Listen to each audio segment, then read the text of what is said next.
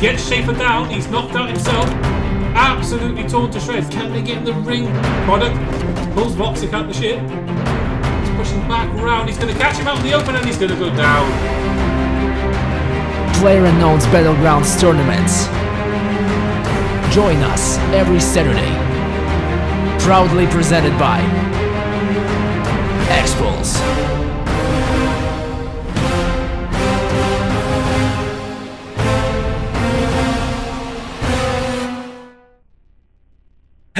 Hello, ladies and gentlemen. How is it going? I hope you're all having an absolutely amazing evening. I hope you're all having a great evening. Welcome to the stream. Welcome aboard. Welcome aboard. I'm gonna be your caster for the evening. My name is Trainloaf. What up?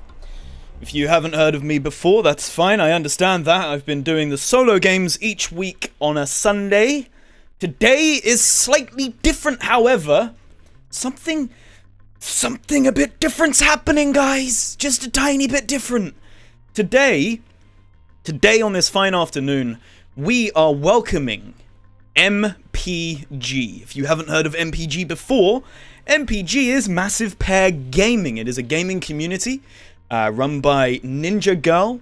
They are an all-welcoming community. They take on a couple of games. They're looking at taking a couple of games a little bit more seriously, developing some professional, semi-professional teams as well. And today, of all evenings, we, Expulse, are hosting an MPG tournament. It's going to be interesting. It's going to be interesting because what we're going to see today is we're going to see some players. We're going to see a mix of players. We're going to see the homegrown ex-PUBG guys. Okay? Woo, yay, ex-PUBG, amazingness. And then we're going to see these MPG guys. Ex-PUBG, MPG. Wow, that's a tongue twister. That is definitely a tongue twister. Oh my lordy. Anyway, what they're basically doing is they're running a tournament. This tournament will be done on 3 dates. Today being round 1. Round 1, or well, each round comprises of 3 games per night. The first game of the night is going to be a nice little warm-up third-person perspective match, which is brilliant. You know, you get to peek your corners, you get to, you know, loosey-goosey. You know, Lucy, I'm wobbling my arms as we speak. Loosey-goosey. We get loosey-goosey, you know? You feel me? Anyway, first game, loosey-goosey, warm-up. Second game, that's going to be one of the games that goes towards the final pointing system, which can award you. Hold up, I will show you. You know, let me just add this image. That's not what you want to see. That isn't what you want to see. Just ignore this, right? Let me just delete that. Let's go ahead and remove that one. I'm going to show you what is up for grabs here because it is absolutely beautiful, okay? Let me just, where did I put it? I've stashed this somewhere deep in one of my pockets. There it is. That is huge. This is a very big picture. Let me just hold up. Wait a minute. Let me, Oh, no, don't want to give it away. Don't want to give it, let me just creep it onto the screen. It's going to, Let me just hold up. Look at this beauty. Look at this beautiful thing! I know I've got slightly sidetracked, I just wanted to show you guys the prize. The Solos Tournament! If you participate in each of these 3 rounds across the 24th, the 29th, and the 26th of November, right? This is what you're playing towards! This is what you're focusing on winning! I've only got 60 seconds before I start the match! This is intense! Keeping in mind, the first game is a warm-up. We're at 97 players today. The first game is a warm-up. We got my boy Fish for the win. Oh, I really want to watch him dancing. I really want to see him dancing on corpses. But yeah, anyway. This is what is up for grabs. That beautiful thing right there, that is what is up for grabs. It is a work of art. That is an absolute work of art, ladies and gentlemen. It's beautiful, it's gorgeous. Anyway, we're going to start the game in the next 60 seconds. We're going to be beginning this first match of the evening at 7:05. It's 7:04 now. As soon as that little tick tick tick goes over, I'm going to be clicking it and we're going to be beginning. And if you haven't got in the match in time, rip. But, yeah, keeping in mind, the events for tonight, third person, first game, loosey-goosey, goes towards the pointing system. Second game, not so loosey-goosey, first person, goes towards the points. Third game, third person, that goes towards the points as well. So, we're going to see players that are great third person, first person, a mix of both. It's going to be an intense match. Anyway, ladies and gentlemen, I'm going to crack on with the game. Let's begin. Oh boy, I'm excited. I am genuinely, I don't know if you guys can tell. I don't know if you guys... I'm excited. I'm so excited. I'm feeling things. I'm feeling things I haven't felt in a long time. I'm emotional about this, and it should be good. It's going to be a good night. It's going to be an amazing night. I'm going to have to double check the controls of spectating, however. But it's been a great night. I really want to see some crazy plays. Last week, we had Rises. Rises was our solos winner for PUBG last week. Absolutely incredible. Absolutely incredible plays coming out of that guy. You know, it's just... He threw a grenade that was so ridiculously calculated. So ridiculously calculated. It absolutely demolished the player that was trying to come up on his right side flank. I remember it so explicitly. It was gorgeous. It was beautiful. I want to see things like that today. If I can get that kind of stuff, I'm going to be one happy chappy. As a caster, I want to see some crazy plays. That's what I want to see. I want to see some calculations. I want to see some mathematicianists.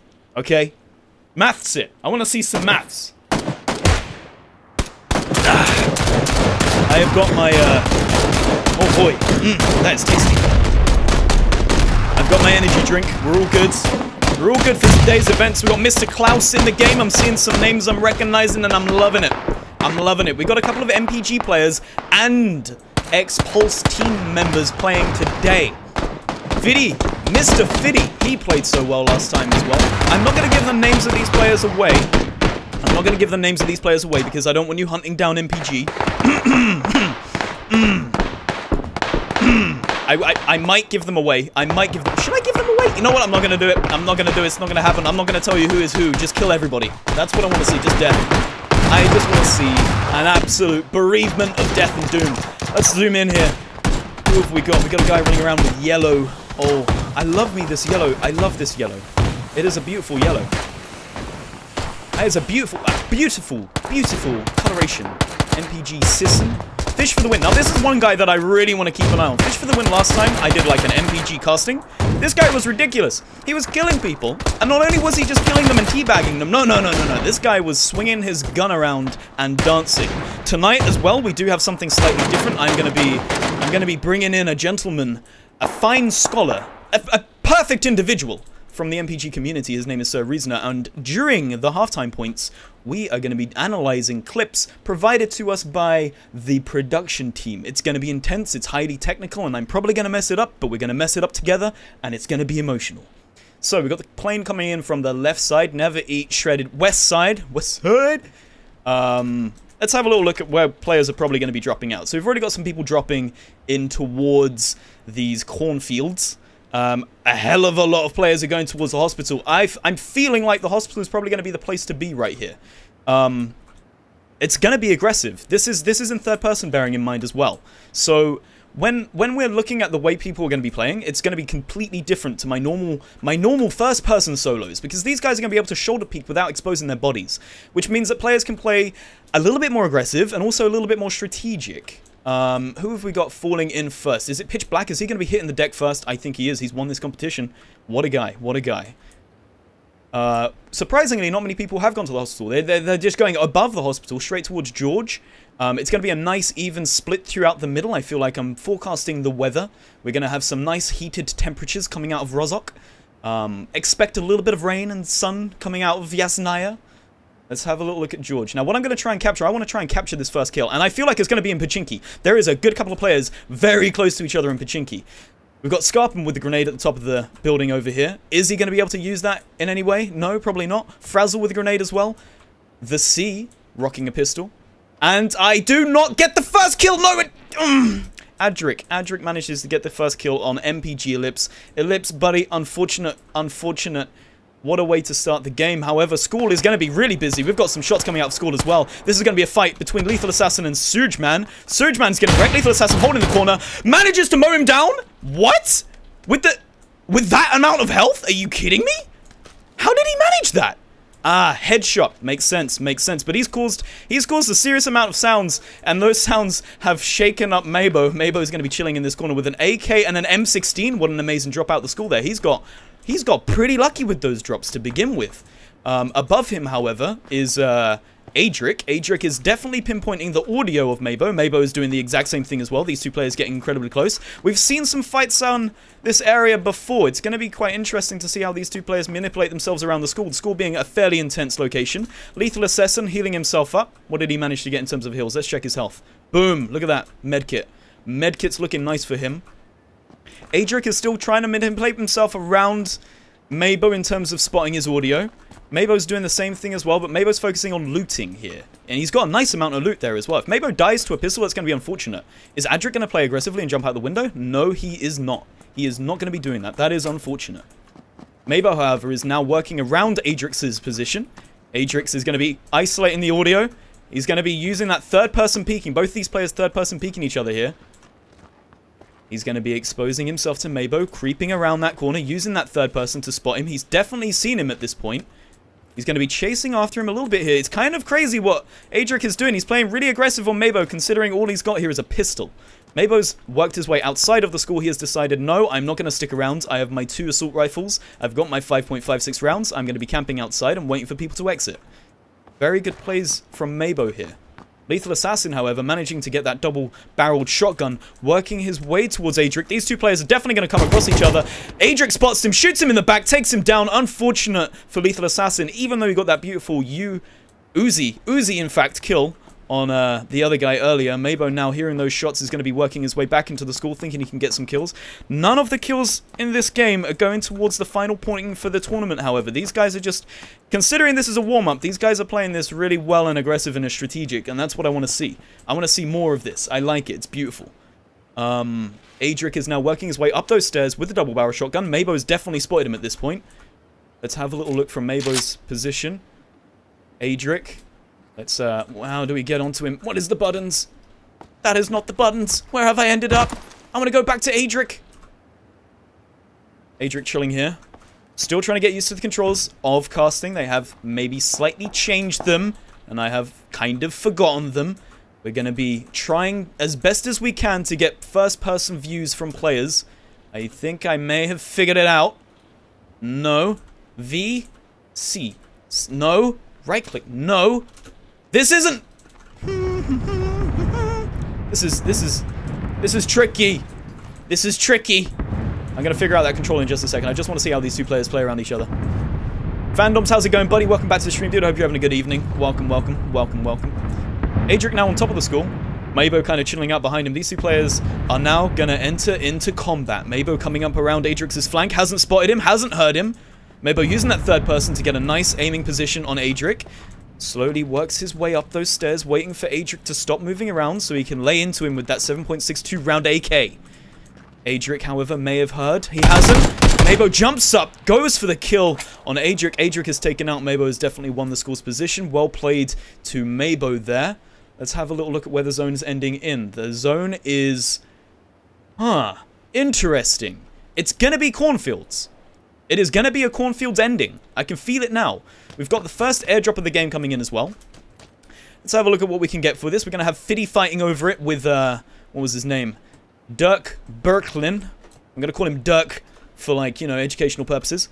Let's just get in on this airdrop and see what we've got here. So we've got an M24, 8x scope, 3x backpack, or level 3 backpack and a medkit.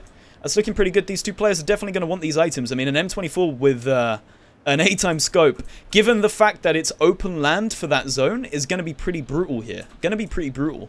Fiddy doesn't seem too interested in it, however. Fiddy being one of top tier players here. He's an incredibly aggressive player. We do see him towards the end of the top 10 most games. Dirk's just going to be marching straight in with absolutely no cares for the world, going for that airdrop, and it seems as though he's going to get it unattended, unconflicted. Fiddy, however, working his way away from it with the M4. Not entirely sure why he did that. Did he not spot the airdrop? I don't think he spotted it. Let's see what's going on in George. George, we've got a little bit of combat going on here as well.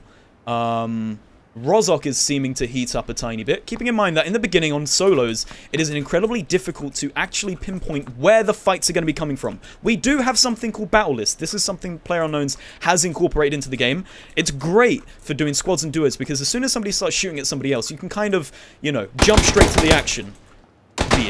However, in oh, Miss Deeds is getting wrecked. Miss Deeds is getting wrecked By the way, ladies and gentlemen, Steeds is getting absolutely demolished. Heals up behind the tree from Mr. Giggles. Mr. Giggles is going to be pushing her with the M16. Just so you guys know, that ninja chick I was talking about earlier that owns MPG, Miss Deeds might be that chick. Miss Deeds now taking out the SKS, aiming towards Mr. Giggles, trying to slightly get away and reposition so Mr. Giggles can't force her into anything. How do we go first person again? How do we go first person again? Is it C? V? No, V. I think they've changed the controls. They've legitimately changed the controls here. Miss Deeds is suppressing Mr. Giggles every time as he goes past one of these exposing points on this wall. Miss Deeds pinning him down with the SKS here. Mr. Giggles strafing his way over, using the third person to get up to a gap to which he can visually position Miss Deeds. Miss Deeds is now running away from this fight, doesn't really want to take it on too much. Mr. Giggles with the grenade, throws the grenade. Is it going to be able to get over this hill and blow up her body? I'm hoping so. Please do it. Nope. Throws it towards the trees, thinking that she's taking cover there. That's freaked her out. She's running away. She's disappearing. She does not want any part with this madman with grenades. Let's see what's going on across the rest of the map here. I feel like these two players are more than likely going to disperse here. Miss Deeds is definitely running away from this location. Mr. Giggles has just returned back to looting. However, she has kind of done a bit of a 180 here. Is she going to go back for combat? No, that would be insane. She is definitely not doing that. She is definitely not doing that. So, the zone is now gradually closing its way upon all of these players. We've got a couple of people in Zaki. Well, one guy in Zaki. A couple of guys right to the top of the map here, above Stabler. They're going to have to really work their way in towards the zone.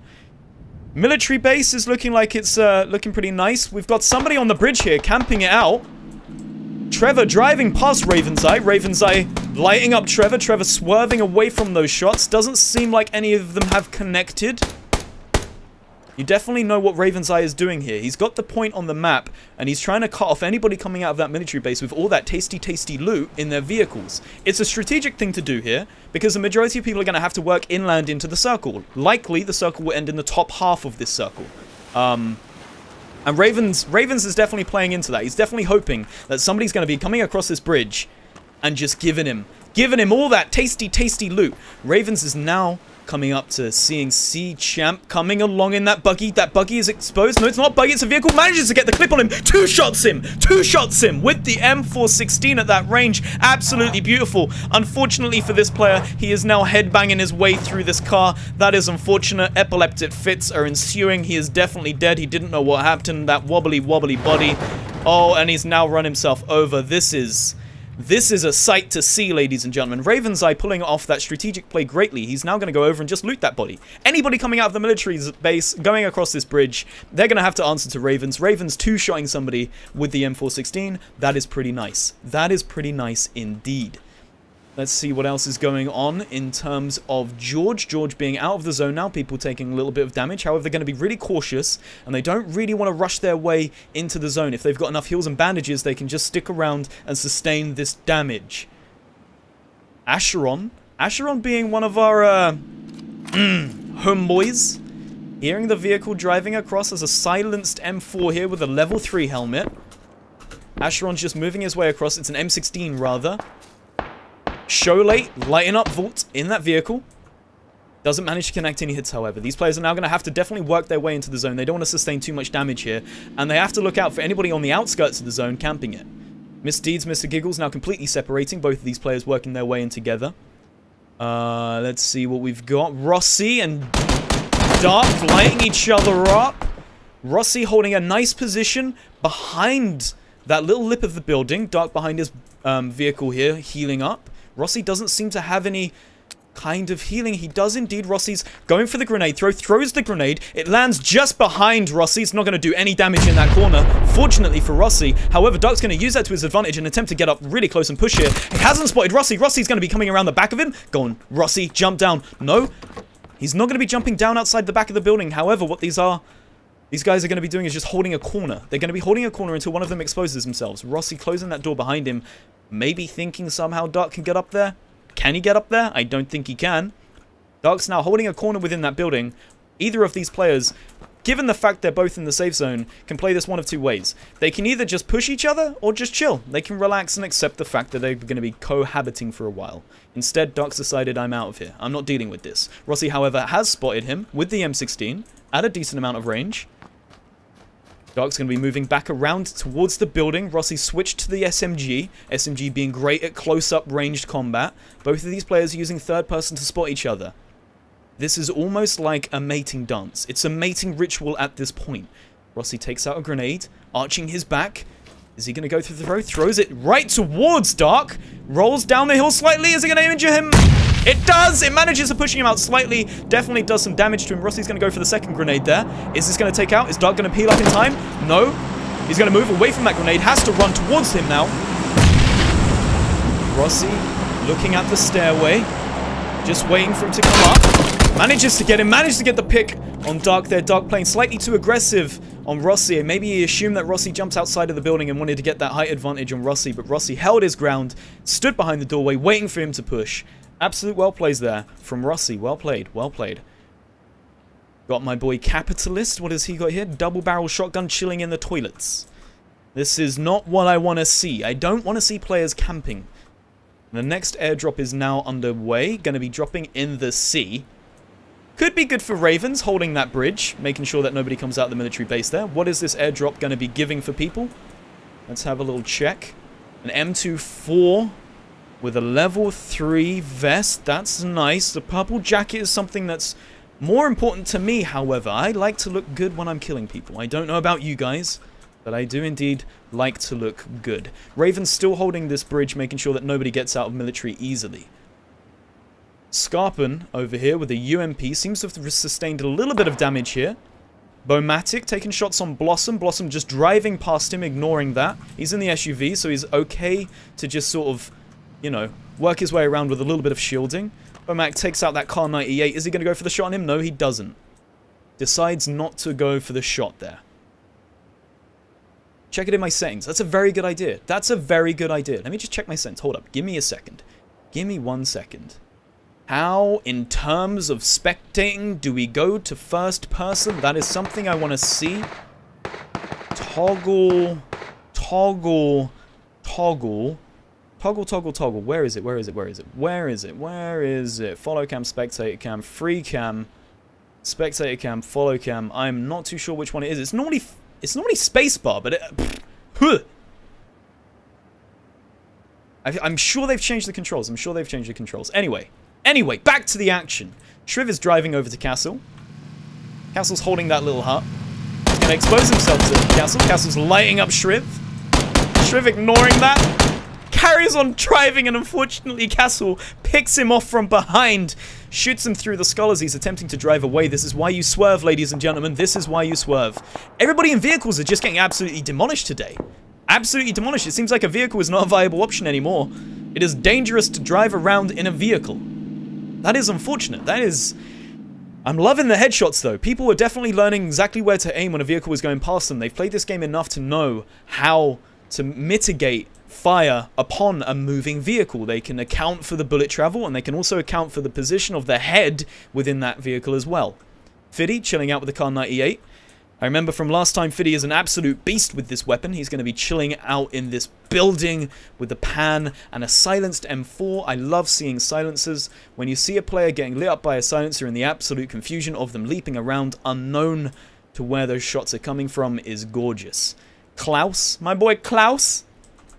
Let's have a little look at what's going on with Klausy. Klausy just chilling out in a building, playing a little bit campy here. The next zone is moving in. Actually, surprisingly, haven't moved that north of the first zone. It seems to be working its way nice and central. Ravens on this bridge, however. Looking towards the airdrop. It seems as though Galante is swimming from military? Has he decided to completely avoid the bridge because he knows that somebody's probably camping it? Not entirely sure here. Ravens probably hasn't spotted him. I mean, he's in the sea. It's a pretty difficult spot there. Bomatic managing to pick up the kill on pitch with the Car 98K. A couple of players moving incredibly close together here as well. Rag managing to pick up a kill on Mad with the UMP. That's pretty nice. You got Vac LT, I'm guessing he's Lithuanian. Labas to the LT players. He's going to be whipping out that Kar 98K. He's definitely lining up shots on Rag. Or Wyrg. Not entirely sure how to pronounce that name, but we'll just go with Verg. His name is going to be Werg. Lighting him up, takes 2 shots, manages to get 2 shots on him, kills him with the M4 at that range. That was an absolutely beautiful range kill there. Werg struggling just a little bit with figuring out where those shots are coming from. Emil heard that fight with the Kar 98K, aiming towards Werg's death location. Doesn't quite know exactly where Vac is coming from. These players are all now working their way in from the zone. They don't really want to take too much damage here. Plus, that zone for all of these players on Never Eat Shredded Wheat West Side, these West Side players have a definitely high distance to move. A really high distance to move, in fact. That is unbelievable how far they have to move in. Williams, MPG Resi, Trevor, Galante swimming his way over as well. Fiddy in that final zone. Fiddy always managing to just get in this final zone. It seems as though this is a viable strategy, making sure you work towards the zone. It's all great and fun in games to get some kills. However, what's going to win you the game is your positioning on the map. Aim and gameplay, obviously, you know, they are big catalysts. But in terms of longevity and getting to the final sort of 20 and 10... positioning is going to be everything. You don't want to overexpose yourself to the map and the damage that, you know, electric field gives you. It's unnecessary. Capitalist getting incredibly close to Klaus here. Close working his way up to Capitalist building. Capitalist is still just chilling. I think this guy has gone AFK. He's got a double-barreled shotgun and he has not moved this entire time.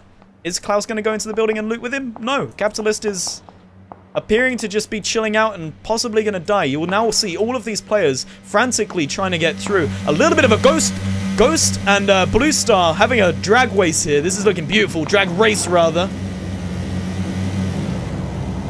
Are either of these players going to get out and take some shots on each other? Blue Star's deciding maybe.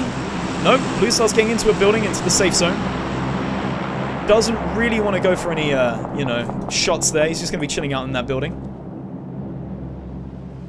Scar coming around on the motorbike. Let's see if there's any tricks that this guy can pull off. No, he's just going to be parking outside nice and chilled. Klaus definitely heard that motorbike. Going to be using the third-person positioning to try and work out where Scar is going to be playing from. This is a third-person match indeed as well, ladies and gentlemen. Keep that in mind. With third-person players, play it slightly differently. They use that shoulder peeking to give themselves an advantage where they don't have to expose their own bodies. We've got 2 airdrops on each other. Pretty much on each other. Within the safe zone as well. And what are these guys offering to the players? An M249 with a 5.56 round, 100 rounds, and level 3 helmet. And another M249. So, we could see somebody going full Rambo here. That'll be interesting if somebody gets these guns. I want to see full Rambo. I want to see dual M249 100 rounds of hell being laid upon somebody. That's what I want to witness. Williams with the SKS here. Doesn't seem to have spotted Trevor. However, Trevor may have spotted Williams. Let's have a look from Trevor's position. He's using that third person as well, just to chill out on the outskirts of this zone. In a quite nice position for endgame. Definitely in a nice position for endgame. He's not really going to have to work towards, you know, moving too much and exposing himself. He can just kind of camp here for a while. However, Rezi is coming up around the back of him. If Rezi continues on the route he's going, he's definitely going to spot Trevor. Rezi using that third person, laying down as well.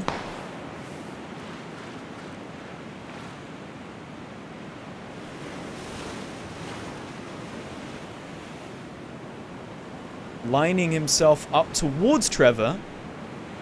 Is he aware of Trevor's position? I don't think he is. I think he's just looking inland to make sure, you know, he's covered sort of with his surroundings. However, Galen coming up around his back, working his way very, very closely to Rezi. Is Rezi going to audibly pick him up? He hasn't yet. Galen getting dangerously close with the M4. Is he going to spot his booty? I think he's going to spot his booty. There is definitely going to be a little bit of booty action going on here. Gallant getting really close to Rezi. Rezi hears him, jumps up, goes for the fire in return. Gallant, however, spotting him a little bit early there. Rezi not being able to pinpoint Gallant's exact position. Rezi takes him down with the M4. X-Team. Unlikely he heard that firefight. Trevor, however, most likely did. He's now taking a slightly aggressive position towards that location, and he's going to be peeking that in third person as well. He's taking out that Kar 98K. He's zooming in towards that location. However, because he stood up there, Gallant may have spotted him. Gallant may have spotted him there. A lot of action happening within Milter now. Klaus managing to pick up a kill on Medrin with the UMP. Capitalist has woke up. Capitalist has woken up. However, he's woken up to death. Overmouse managing to pick him up with the AKM incredibly close to him there. Unfortunate for Capitalist. That's what happens when you camp in a bathroom with a double-barreled shotgun for half an hour. Don't do it. Don't do it. It's a bad idea. It is not a good idea. Let's have a look at what's going on over this bridge. All of these players are definitely going to have to work their way in now. That electric field is going to be definitely injuring people. Posty on the side with the Kar 98K. Taking a little bit of damage from the blue. Taking his time. Not trying to work into it too quickly. However, Mad coming around his back in the seas. Got a little bit of a paddle here going on. 26 players left alive. Zone is closing in once again. A hell of a lot of shots coming in from Malta now. All of these players that landed here are going to have to start moving because that zone is going to close in on them within the next 40 seconds and it's going to be injuring them. Maybo from earlier, managing to pick up 2 kills so far, seems to be locked in position by Blossom. Blossom trying to bait out a little bit of gunfire with opening that door. Has he spotted Maybo's location? No, he hasn't. Maybo's going to be playing aggressively towards Blossom here. Goes for some shots on Blossom. Manages to hit him a couple of times. Hasn't gone for the kill. Blossom manages to get picked off by Crimson, however. Crimson with those shots definitely is aware of Maybo's position. Maybo is definitely aware of Crimson's position here as well. They're both going to have to work their way in. 6 seconds to go before that zone is going to start injuring them. Maybo taking out a smoke grenade next to Sweeks. Sweeks in the buggy, heavily exposed being in a buggy. Maybo lining up his shots. Running around slightly. Is he going to go for the range shots with the M16? No, he isn't. He's going to ignore it. He's moving too quickly. However, Crim in the open to Maybo. At a slight disadvantage here in the electric zone. Crim lining him up with an SKS. There's nothing really he can do. He's going to have to heal up and accept the fact he's going to take some damage here. And has managed to get picked off by Posty behind with the Kar 98K. Absolutely beautiful shot there from Posty, exposing the fact that Crim had him pinned down and he was in an awkward location. Posty going for another shot with that Kar 98K. Is he going to manage to get the connect on Crim in that vehicle? No, he isn't. No, he isn't. He's going to have to be very careful. Vax coming up around the back of him. All of these shots are given away his position and gets ripped to pieces by Vac at range with the M416. Beautiful shot from Vac. This is patience. Patience is a virtue, ladies and gentlemen. If you stay within that electric field for such a long time, you are going to be able to flank players very easily. Awkward positions here for Crim and Klaus, both being in the water, having a little bit of a paddle together. X-Team in a brilliant location. Absolutely brilliant location to combat this D-Day thing we've got going on here. Klaus gets out of the water a little bit before Crimson manages to get the pick on Scar as well there. Beautiful synergy with his weapons. Uses the Scar to take out Crim. Switches to the Kar 98 and takes out Scar. Beautiful. Beautiful play. Peas chilling out on the side of this, you know, kind of like cliff bank here. Can he run up this with the M249? I don't think he can. Down to 10 players now. It's going to start to get a lot more intense as all of these players are hugging the outside of the zone. They're hugging the outside of the zone here. They're going to have to force their way inwards and they're going to have to be aiming in towards each other. Rossi's taking a little bit of combat here. Raven's working his way in. Raven's with the 2 kills. If we're looking at kill statistics, official CT's doing pretty damn good over here. X-Team taking out Peas. Peas, unfortunately, was in the open because he was in the beach area. Official taking out Strips over there as well. Well played to Official. Official now sitting on 4 kills. No, 5 kills rather. Klaus sitting on the 4. Goes for the loot on those bodies. All of these players just chilling out on the outskirts here.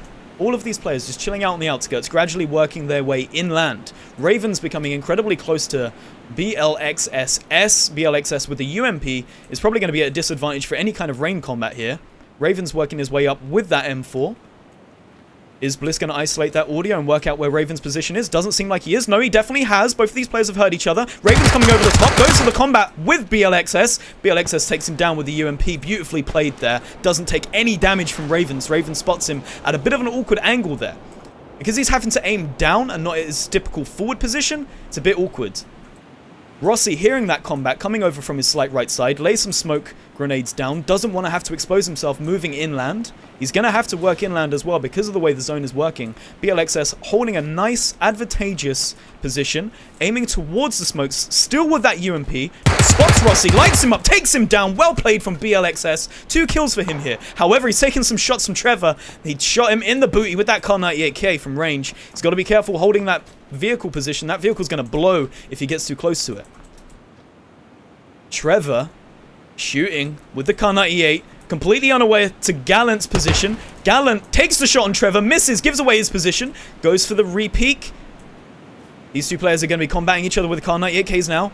Gallant taking out a grenade. Are we going to see an amazing grenade throw? A little bit too short, doesn't quite reach. However, it is going to suppress Trevor a tiny bit. Trevor's not phased by that grenade in the slightest, waiting for an exposure by Gan. Spots it. This player takes him down with the Kar 98K. Headshot straight to the face. 1 shot. Unfortunately, Trevor was probably not aiming at the correct angle there. That is really unfortunate. Really unfortunate for Trev. Our boy Klaus, one of our administration team for X-Pulse, still within the top 5, playing incredibly well this game. I'm not too sure who's been training Klaus. It must be one of those top 10, top 100 players. We got a couple of them in our Discord community. However, Official taking out a grenade. Might go for a bit of a crazy throw here. It lands fairly close to Klaus. It's not going to injure him. Slightly too far away. Suppressing Klaus's position. Bombarding him with grenades. 1 drops down just behind him. Doesn't injure Klaus. Klaus is freaking out. And he manages to connect one of the grenades. Pushes him into the seas. Got such a tiny amount of health here. Official playing aggressively, aiming straight down. Klaus has got to heal up. There's not much Klaus can do. He can't get back up. He can't climb. Official holding a great position here. Klaus is going to be getting into a nice little snug cubby place to heal up. Brings his health back up with the first aid kit. Official CT. 5 kills. Beast throws there with the grenade. Official probably predicting the fact that Klaus is now healed up. Not entirely sure if Klaus can get up. I don't think he can't get back up from this. It's too steep. Klaus is in an incredibly bad position. Official has spotted him. Takes some shots on him. Mows him down. 1 connect with the Kar 98K. Finishes him off with the UMP. However, he's exposed himself to X-Team. X-Team taking shots on him with the M4. Official having to get into cover here. All of these players within the safe zone. On the outskirts. X-Team switching between smokes and grenades. He's going to be throwing a grenade towards him. Doesn't get a kill. Nades in these games are being incredibly used well. I love seeing this. BLXS taking out Gallant there. Unfortunate for Gallant. Official trying the shoulder peeks in the 3rd person with a Kar 98K. He's trying to pinpoint where those grenades were coming from. He's not 100%, but he's got a vibe. He's got a vibe it's coming from X-Team, and he's got a vibe it's coming over from his right side. However, those shots in the distance from BLXS, he's going to have to try and connect both of these positions here. In between both of these players, he is incredibly exposed. X-Team now getting slightly more aggressive, working his way towards Official. Official lining up some shots. Both of these players lining up shots on each other. X-Team knows that he's got the Kar 98K with a scope on it. Throws a smoke towards to try and take out some of his vision. Plants 2 smokes down. BLXS gradually working his way around the back of Official, using 3rd person to try and position him. While these 2 players are fighting, BLXS might use this to his advantage and take out both players here. BLXS holding a great position. Hasn't got the visuals on X-Team, however.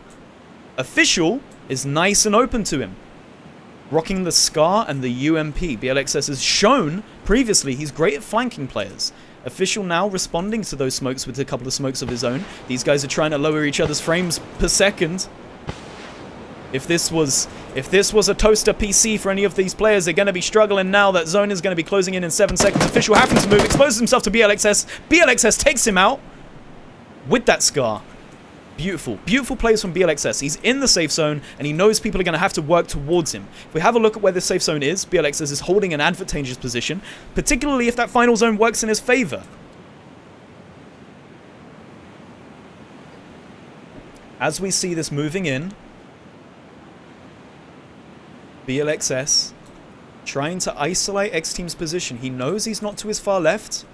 He knows roughly where he is, spots him, takes some shots on him with the Scar, and finishes him off. BLXS, 5 kills for the win there. Ladies and gentlemen, that is the first game of tonight.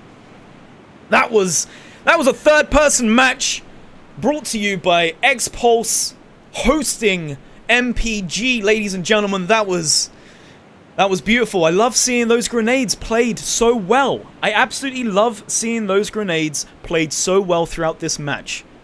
Those were some amazing plays. That zone was really awkward for a lot of the players here, seeing as it was so open. It was so open. Anyway. Without further ado, okay. What I need to explain is we're doing something slightly different tonight. We're doing something very, very different, okay? And it might work well. I'm hoping it's going to work nice and well. We're going to be analyzing some clips of the match with a guy called Sir Reasoner from the MPG community. He is a gaming analyst. So he's been looking at the match. He's been taking clips with our production team, and we're going to be going over these clips together. Okay, we're gonna be. You don't need to understand the technicalities behind it. It's very complex, okay? But we're going to be analyzing these clips together. We're going to be watching them back and seeing how these players manipulate themselves around the surroundings.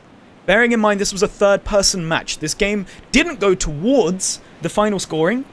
However, it's just for fun. And we saw some beast plays there. Official CT ending on 6 kills. BLXS winning with 5 kills.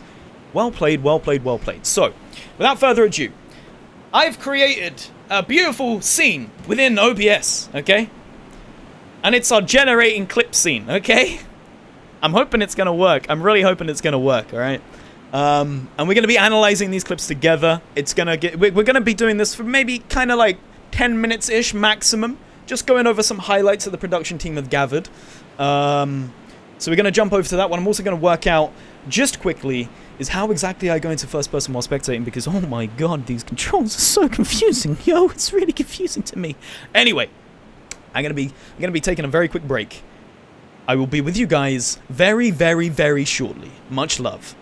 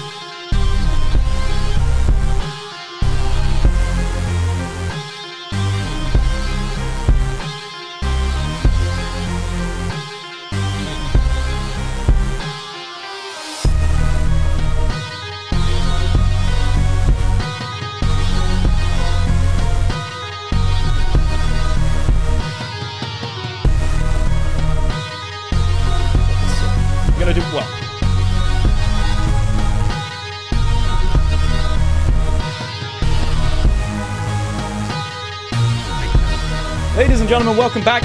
Oh, wait, it's a little bit too loud. Hold on, the music's so loud. So loud. Let me lower this. Let me lower this for you, ladies and gentlemen. Thank you for being very, very patient there. You guys are amazing. Anyway, as I said previously, this is something slightly new-ish, kind of, vaguely.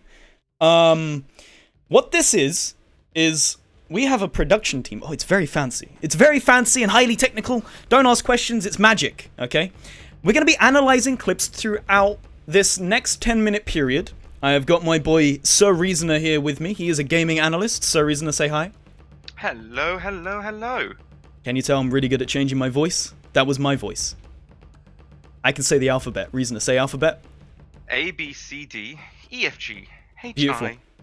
Beautiful. Perfect. I can even talk at the same time as myself. You see, that's brilliant. Anyway, so... welcome aboard, Sir Reasoner. How's it going? We're going to be jumping to the first clip. Yes, we will indeed. What did you think of the game? I found the game that was really good. For a test game, for warm-ups, this was such an intense game. And as you can see, there were like loads of people fighting everywhere. And the good thing here for most of the people, the plane went over all the kill zones. So like school, Georgia Pole Hospital, prison, Milta. It was lit up. And It was lit. And it was just brilliant. And you had like groups of people coming in fives, 1 and 2 people moving here and there. People even went so far north and also went to Millie, which was brilliant. But what you see here is like, We're gonna click. We're gonna click. Yes, we are. Okay, let's count each other in. Okay, 3, 2, Of course. click. Done. So what we see here is that we're just watching the lucky kill between the Uzi and the shotgun, and how he got such a beautiful headshot to even luck himself out, and with such small health, it was just beautiful. It was And amazing. Yeah, do know there were 5 people in that whole building in total, and fortunately, Mabo became the victor of the whole thing. Ellipse came out first, and Mabo came out last. So he was the victor. He became the headmaster of the school. And He became the moved on with headmaster. his story. He was teaching. He was teaching that school how to play PlayerUnknown Battlegrounds with no health. Lethal Assassin absolutely demolishing him there. It was beautiful. It was glorious.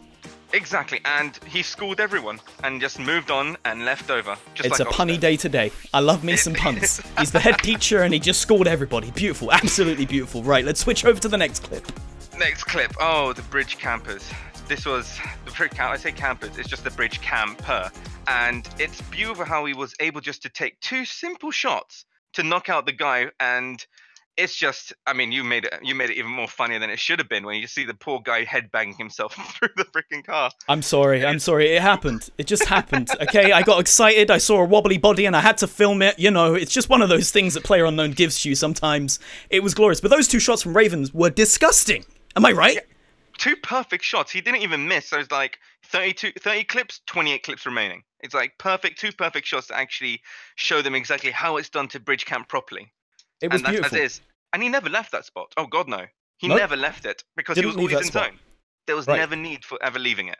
Let's crack on with the next one. Indeed. So the next one is between Cassie and Shriv. And this is when the guy, Shriv, was driving past with the UAZ. And Cassie saw, and he's thinking, should I leave it? But no. Nope. He Nope. took those shots and Took he those made shots. sure they were gone. Do you know what was kind of insane about that as well? I don't know how he managed it, but like, in the clip itself, you will see a puff of smoke. It's almost as though he killed a robot. Is Shriv a machine? Terminator Day. Terminator down. I mean, I'm scared to play with Shriv. He seems like he might be mechanical. That puff of smoke. No, that was Shriv. Oh yeah, no, you're right. Yeah, it's just Weird. At least if anything goes wrong, we always got Cassie to help us. Good. Yeah, 2 shots. The robots are dead. No more Terminator killing.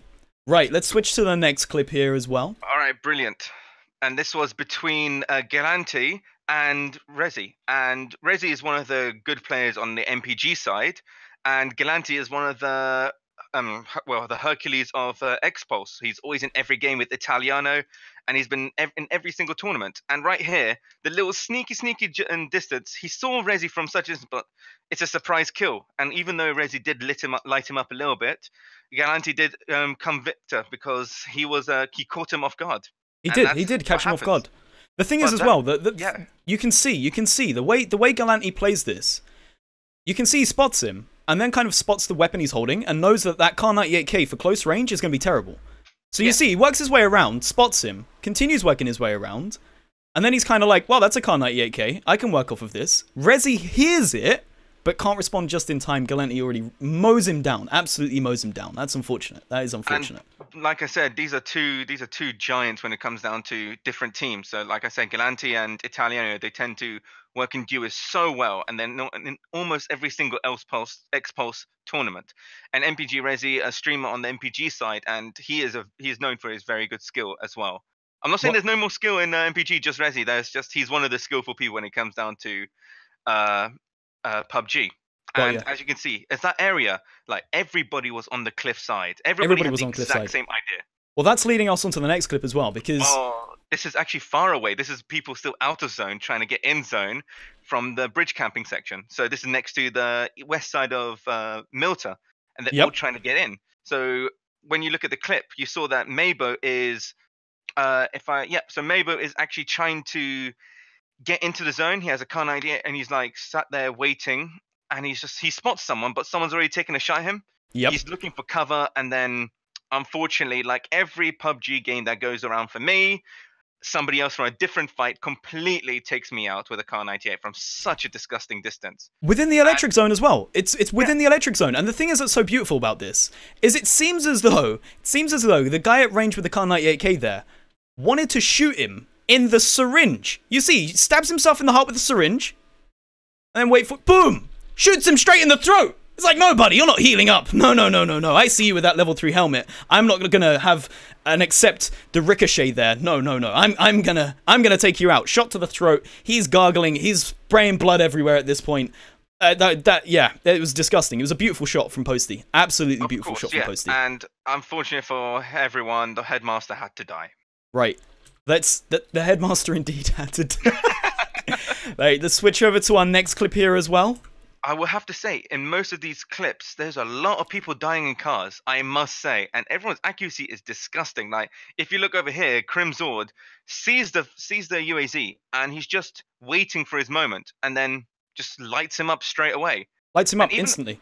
Yeah, it doesn't make sense, but it's like the other guy already saw him, but the main star of the show was the secret guy behind the wall. Yep. And it's just so many people are dying in cars. Like, don't people realize that cars are dangerous in this game? Really dangerous. Really dangerous. Thing is as well, like, there's a UAV with a backdrop on it. So you would think that his visuals would be kind of like hindered slightly. I mean, if you're in a buggy or a bike, you're really exposed. The fact is that Mabo managed to clip him a couple of times before he got away there.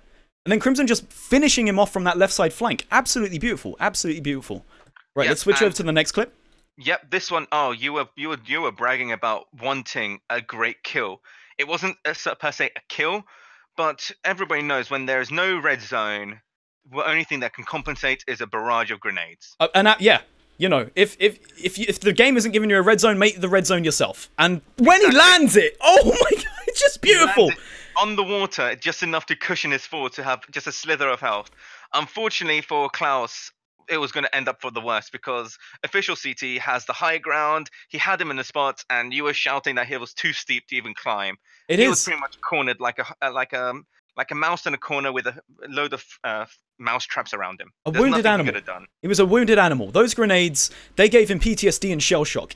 Even if he could climb up that wall, I don't think Klaus's brain would be working well enough at that point to decide to do it. He completely barraged him. It was glorious. It was absolutely glorious. Right, and so we all wish it was a kill. We all do wish it was a kill. Bless on Klaus's heart, but we all wish it was a kill. That grenade would have thrown him away. It was gorgeous. Right, so this is the final clip of the night. Final one. This is the winning clip.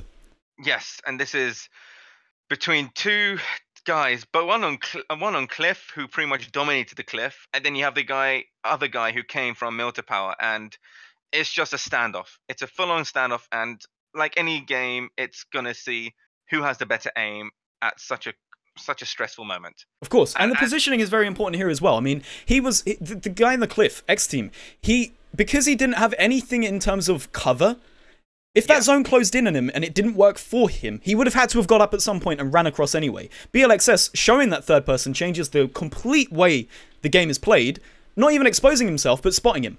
And then you'll see he kind of like pre-aims into the tree, then shoulder peeks, takes him out with that perfect aim. Absolutely perfect aim. Just mows him down with a couple of shots, finishes the game off, takes the win like a champion.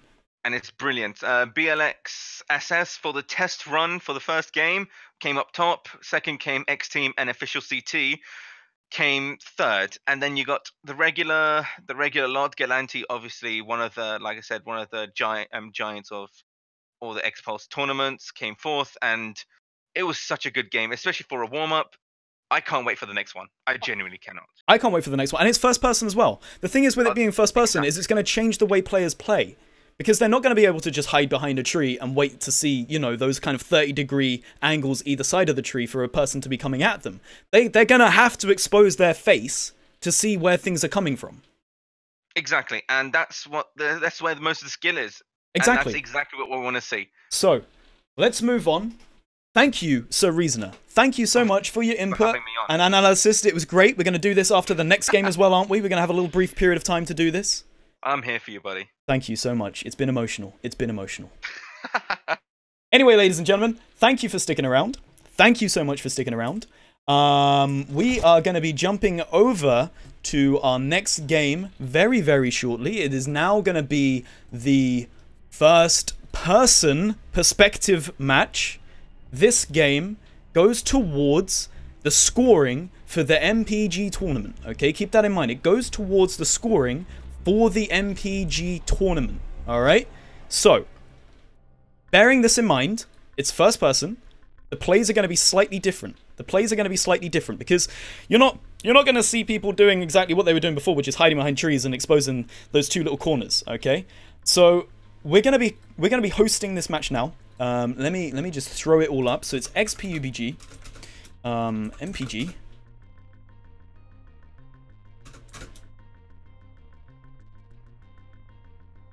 Thank you so much, by the way, guys, for being here. Xpulse, XPUBG, and MPG welcome you. If you're unsure as to what MPG is, because I know we're on our own platform here, make sure to !MPG in Twitch chat. That will give you a link to be able to join them, follow them. It's a gaming community of players, brought to you by Ninja Girl. And they're great. They're great. The way she runs the place is amazing. It's absolutely amazing the way she runs the place. It's welcoming. The players that they have involved are lovely. It's just a really nice vibe of gamers. However, they do take it slightly more competitively than other communities. They are looking at, I think they're building up a Paragon team. I think they're looking at building up a Rocket League team. They say they're good at CS, but my CS team is going to absolutely stomp them. We're gonna murder them. Oh, I'm looking forward to it. Anyway, we're gonna be putting up that next server. This is gonna be a first-person match, okay? We're running it on the match defaults, so we're gonna have red zones. We're gonna have red zones for this match. Keep that in mind, okay? We're opening up the lobby very, very shortly. I'm just getting all of my credentials together to do that. But thank you so much, Sir Reasoner. Thank you so much, Sir Reasoner. I really liked that. I really enjoyed that. I don't know what you guys thought. You know, there is a level of technicalness that is slightly challenging there. But we managed it. I think we managed it pretty well. We did a nice little highlight reel of montages. Keeping in mind as well that when you play in these matches, we're going to be doing those. We're going to be doing those with MPG each time you participate in these tournaments. So, it is going to be slightly different, okay? In that, this is going to be a solo first-person match. The first one was third person, plus this one goes towards the pointing system at the end. So players are going to be playing this probably a little less risky, more aggressive, and, you know, the strategy is going to be different. The strategy is going to be different. Let me just lock in the password there. If any of you viewers are participating in tonight's events, the match is up. The lobby is up. You guys should join. Fill it up. Let's fill each other up. Let's just get filled. That's what I want to see. I'm having a nice chug of my drink.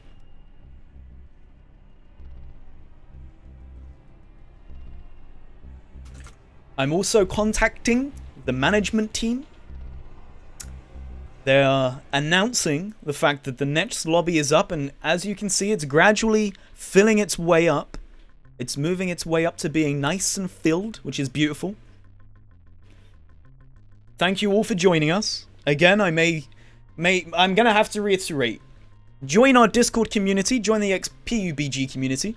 It's a great community of players. We host our tournaments every week. And MPG, another great community as well of gamers. We're hosting the tournament for them. Xpulse, which is the platform provider, is hosting MPG's tournament. MPG's tournament is working out pretty well tonight. I think it's going nice and swimmingly. Touch wood. I haven't had that many technical difficulties so far. That is different. That is really different. Normally I'm experiencing some serious technical difficulties. Bearing that in mind, let me just double check that it's first person. It is first person. We haven't messed that up, which is great. We haven't messed that up, which is perfect. Anyway, on for the next match of the night. It's going to be an interesting one. We have got solos, first person, with the MPG group. Okay, so you're going to have Xpulse teams, ex-PUBG teams, and a couple of MPG players as well. And they're all fighting towards getting that nice medal. And this is the first game of the night where the points actually go towards winning that reward, I guess you can say. A plaque, maybe, trophy? Trophy? Is it a trophy? I don't know, it just looks really nice. I want it on my desk. I want one of them. I want one of them, but I can't participate because I'm the caster. By the way, ladies and gentlemen, I've been your caster for tonight. My name is Trainloaf. I'm learning, by the way. This is all a learning experience. We are going to be able to do some first-person spectating in this match as well. Keep in mind the previous one, because it's locked to third person, you can't spectate in first person. It's kind of weird, because I want to see from first person where these players are actually aiming. When you're seeing these guys getting shot in vehicles, I want to see where the opposing guy is aiming within that vehicle to take him out. I want to see that. I want to watch those back, okay? Anyway, we're at 86 players now. We're just waiting for it to get completely full, and then we'll begin, and we'll get on with tonight's main event. Well, one of tonight's main events, the solo first-person match, okay? And this is going towards the pointing system for the MPG tournament. They're gonna be done every, I think it's 24th, 29th, and 26th or something like that, every Sunday for the next couple of weeks. We're gonna be running 3 events, MPG events, which all go towards the final pointing system for the trophy, plaque, cup, medal. You can wear it as a medal, right? It's pretty heavy. I'd wear it as a medal. Wear the chain. I'd rock it with a chain. That's what I would do. I'm hoping to see some really different plays here. The first game was third person, and it was just a mess around. It was relaxing, didn't go towards anything. This game does go towards something, and it's first person. So we might see some slight differences in terms of the way players move their way through the map, see how they kind of, you know, gauge everything going on. It should be interesting. And then after this game, me and your boy Sir Reasoner will be doing our little analysts bit as well. I loved that. I loved that. It was beautiful. I can throw my voice pretty well, right? That was just me. That was just me doing 2 different voices. Look, I can do some more as well. So this is No, I'm not even going to start. You know, I'm not even going to start. Right, so this is 96 players now. 96 players. I'm waiting for the go-ahead. 97 players. We're going to see this maxed out at 100. This is the first game going towards the scoring. Are we going to see maxed out players? I'm hoping so. I want to put my computer through its paces. I want to experience a full 100 players on my screen at once. So my computer can heat up my room, because I don't have money to heat my room up. My PC is my central heating at my point, okay? Poor life choices have got me to this point. Poor life choices, ladies and gentlemen. Right, okay, so 98 players now. Almost at the 100 mark. Almost at the 100 mark. We're waiting for people who might be experiencing a couple of little bit of a, you know, struggle. They might be having some technical difficulties themselves. We don't want to have to relegate any players out of this. We want to be as encompassing as possible. We want to get everybody into the lobby, and we want to get everybody playing together nicely. 97 players now. I'm just going to throw a little message out and find out when it is we're actually going to go live. I want to know exactly when we're going live. At 97 players now. 97 players. Almost there. Almost at the point of starting the first point recognized match of tonight in solos first person. This is going to be great. I'm going to enjoy this. And I'm hoping for some amazing grenades as well. The way Klaus got absolutely demolished there by that throw. It was disgusting. It was disgusting. Like, it was a grenade barragement. And it was just pure luck that one of them managed to push him straight into the sea. And you know what? We're at 100. I'm not even going to wait for the okay. I'm not even going to wait for the okay. I'm just going to click go. I just saw the 100 light up. It's against your will now. It's against... Train has started it. Train started it. We're at 100. It's beginning. It's the first match that goes towards the pointing system. It's begun. It's begun. I am excited. Oh boy, I want to see some crazy plays. I really want to see some crazy plays. This is going to be great. This is going to be action-packed. Here we go. Here we go. Here we go. Lobby is starting up. Lobby is starting up. Playerunknown's is taking its time to think. It's decided. It's begun. The game is starting now. Oh lord. There's a little bit of spit on my screen. I need to wipe that off. That is kind of gross. Oh no. Oh no. Ew.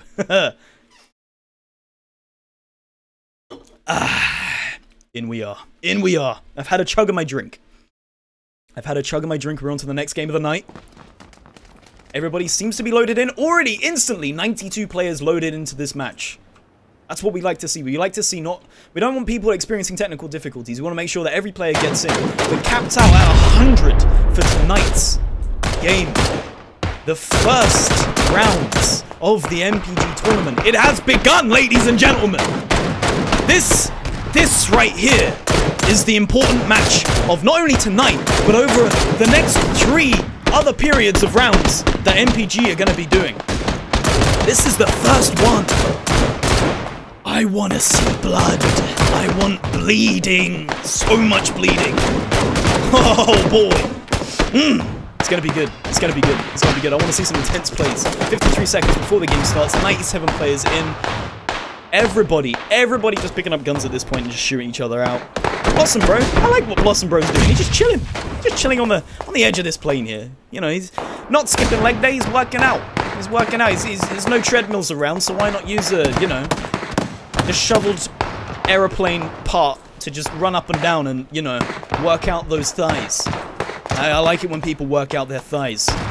Don't forget to do your squats, ladies and gentlemen. Squatting is important. It's an important thing. And it definitely keeps you safe in this game, because you can just fly around like a gazelle on the plains of Africa. I'm Abo from the previous game, looking pretty good over here. Match is underway in the next 5 seconds. Remember, if you're new here, click on the Discord link, join our Discord community over at XPUBG. If you'd like to get involved with the MPG group, massivepear.com. Massivepear.com is their website. Pear spelt like the fruit. P-E-A-R. I cannot believe I have just said that. Go on the internet and search for Massive Pear. Wowzers. Anyway, plane is coming in from Never Each, shredded south, coming in from the south side. It's going to be moving its way over military base in Gatka and Georgepol. So we're going to see a predominantly left-sided game today. Again, I feel like I'm doing the weather forecasting with Trainloaf. I'm going to get straight into the military base. I'm seeing that there's a lot of players dropping here, and a lot of the players that ended in the top 20 players as well.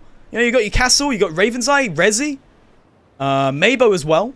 So this area is going to be really, really heated. Military base is going to be hot. It's going to be hot and warm. The temperature is going to be nice. We're looking at probably about, not too sure, maybe 98 degrees Fahrenheit, 32 degrees Celsius. Not that great with my temperatures. Don't know if you guys have realized. Let's see who lands first. Mabo coming in, going towards the outskirts of the military base, whereas Ellipse and Fu Manchu going straight towards those apartments. These two players might get into a little bit of combat here. There could be a heated discussion. Ellipse managing to be quite close to a first aid kit. Gets that shotgun, which is pretty nice for him. Fu Manchu, looking around, has managed to come across an M4. Reloads it. Is he going to spot Ellipse? No, he isn't. Ellipse has spotted Fu Manchu. I feel like I'm getting flashbacks here. There has been this exact position, and I'm pretty sure it was Ellipse before here as well. Ellipse knows how to play the military base. He spotted Fu Manchu with the UMP at range, taking some shots on Fu, given away his position, hasn't connected any shots here. Fu's now going to be retaliating, keeping in mind this is first person. Over at my boy Virus. Don't want to be at my boy Virus. These two players are getting incredibly close to each other. Are they fisting? It seems as though Alfred is chasing down Ming. Ming getting lit up with the M16. Ming doesn't have anything to retaliate with. Has absolutely nothing to retaliate with. Alfred getting up incredibly close to him, in his face with the M16, taking him out, just abusing the fact he's got nothing to return fire with. Fu Manchu suppressing Ellipse. Ellipse has now been pinned down a little bit. Did Ellipse take that first aid kit that was on the front of him? Yes, he did. Is Ellipse going to heal up? He's taken a good couple of shots from Fu Manchu here. A good couple of shots. Ellipse trying to get into a position where he can work his way around. Goes for the jump out the back. Safety first, ladies and gentlemen. Safety first. Fu Manchu may have spotted him jump down. Doesn't seem like Fu has. MPG working his way through the building. Gets a helmet with the M416 now as well, which is nice for him because he's going to be able to retaliate on Fu at that range. Fu's going to be closing that gap though. Fu's going to be working up close to him. MPG gets a nice amount of pain pills there. That's good. He can heal up. Fu with a Car 98K and an M4 combo. This is going to be very awkward for Ellipse. Very awkward for Ellipse. Let's have a little look at where the rest of the players have ended and where that zone's come in. So the zone has come in incredibly northwards, okay? You've got a couple of people in shooting range, a couple of people in Severny. Majority of players, let's see how the school is looking. School is pretty quiet. Nobody wants to go for the school this time. Official CT, chilling in the school completely alone. Official CT didn't even have any combat to take. Nobody conflicted Official CT in that school. You can just get the entirety of the loot in the school beautifully.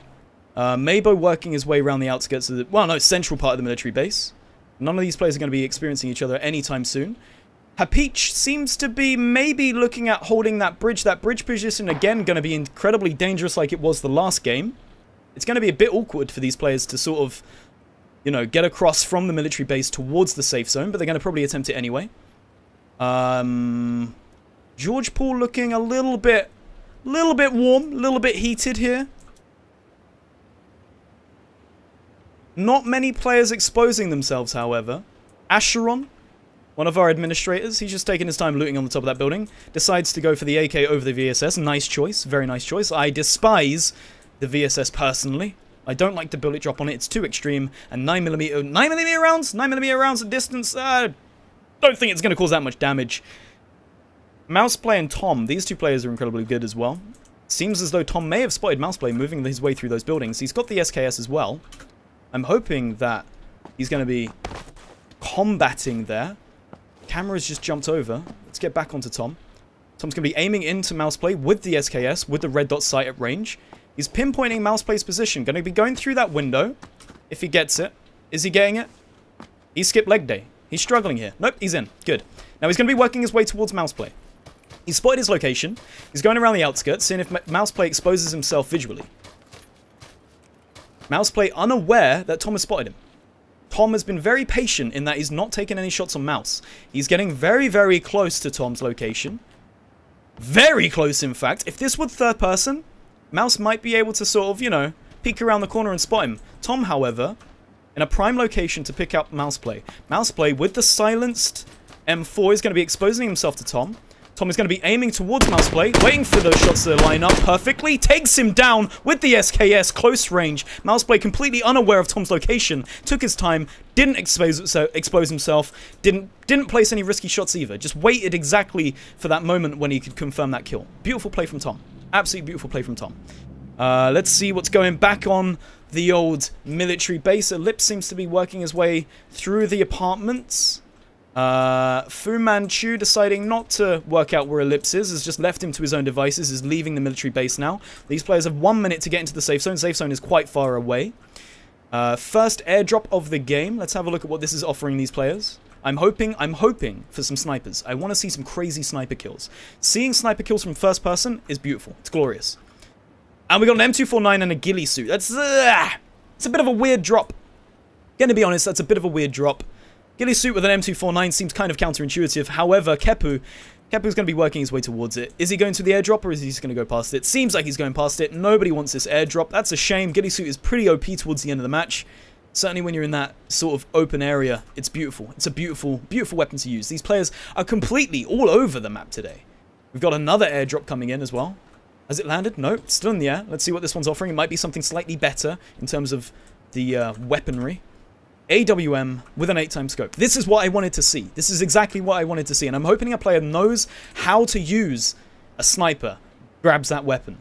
Capitalist and Posty getting quite close. Posty in the last game pulling off a beautiful Car 98 kill within the electric zone. Posty knows how to play this game patiently. He's probably going to play into the blue zone for quite some time. Capitalist hasn't spotted Posty. Neither of these players are aware of each other's location. Airdrop just landing in the back there. Capitalist camping in that corner. Don't think these guys are going to spot each other. It's going to be getting a little heated on the bridge exiting military base now. All of these players now knowing that the zone is coming in and they need to get in. They need to get into that safe zone. They don't want to be too overexposed running in from the electric zone. Although it is the first wave, it's unnecessary damage to take. And you will have people camping on the outskirts of the safe zone, as you're already seeing. Princess Rachel and Crimzod very, very close to each other here. Crimzod with the SKS aiming towards Princess. He's definitely spotted her in the corner there. He's waiting for Princess to come out, but Princess knows I'm in the safe zone, I've got a shotgun, and I'm holding my doorway. I don't need to move and expose myself in the slightest. I can just chill here and relax. Crimson, exactly with the same thing. You know, both these players got great gear for what they're holding. A UMP is going to be perfect for anybody trying to get up close and pushing him as well. But he's still kind of shoulder peeking it. He's still trying to expose visuals on Princess. Has he spotted her? I'm not entirely sure. The door's closed. Maybe he heard her walking through the building. There's no reason why it seems like he could see her. Maybe he's got a little bit of sixth sense going on here. Sixth sense of player. No more driving past over in the open running with an AK. It's getting a little bit closer in terms of this bridge location. Ravens chilling behind this tree, shoulder peeking his way on Peas. Peas has been spotted, taking some shots towards Alfred, giving away his position to... Oh boy, Peas is lighting up Alfred. Peas is actually lighting up Alfred. Takes out a grenade. I want to follow this grenade. Goes to the throw. Please be an insane grenade throw. Shoot! Ah! Throws it a little bit too short. It just lands behind the wall there.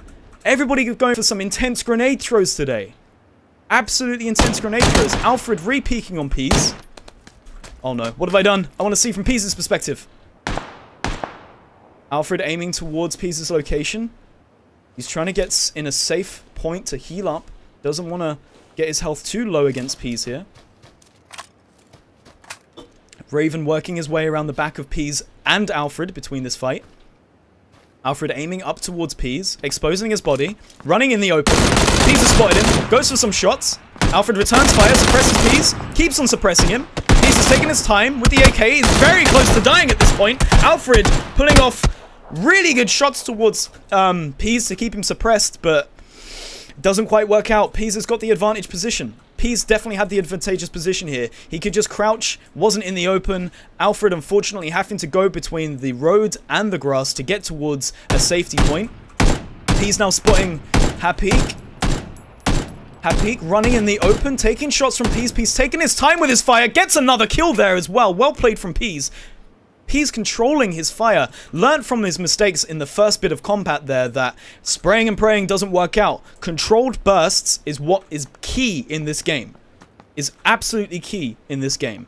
He's going to be running in towards that buggy now. Has he spotted the buggy? No, he's going to be looting first and then moving his way inwards.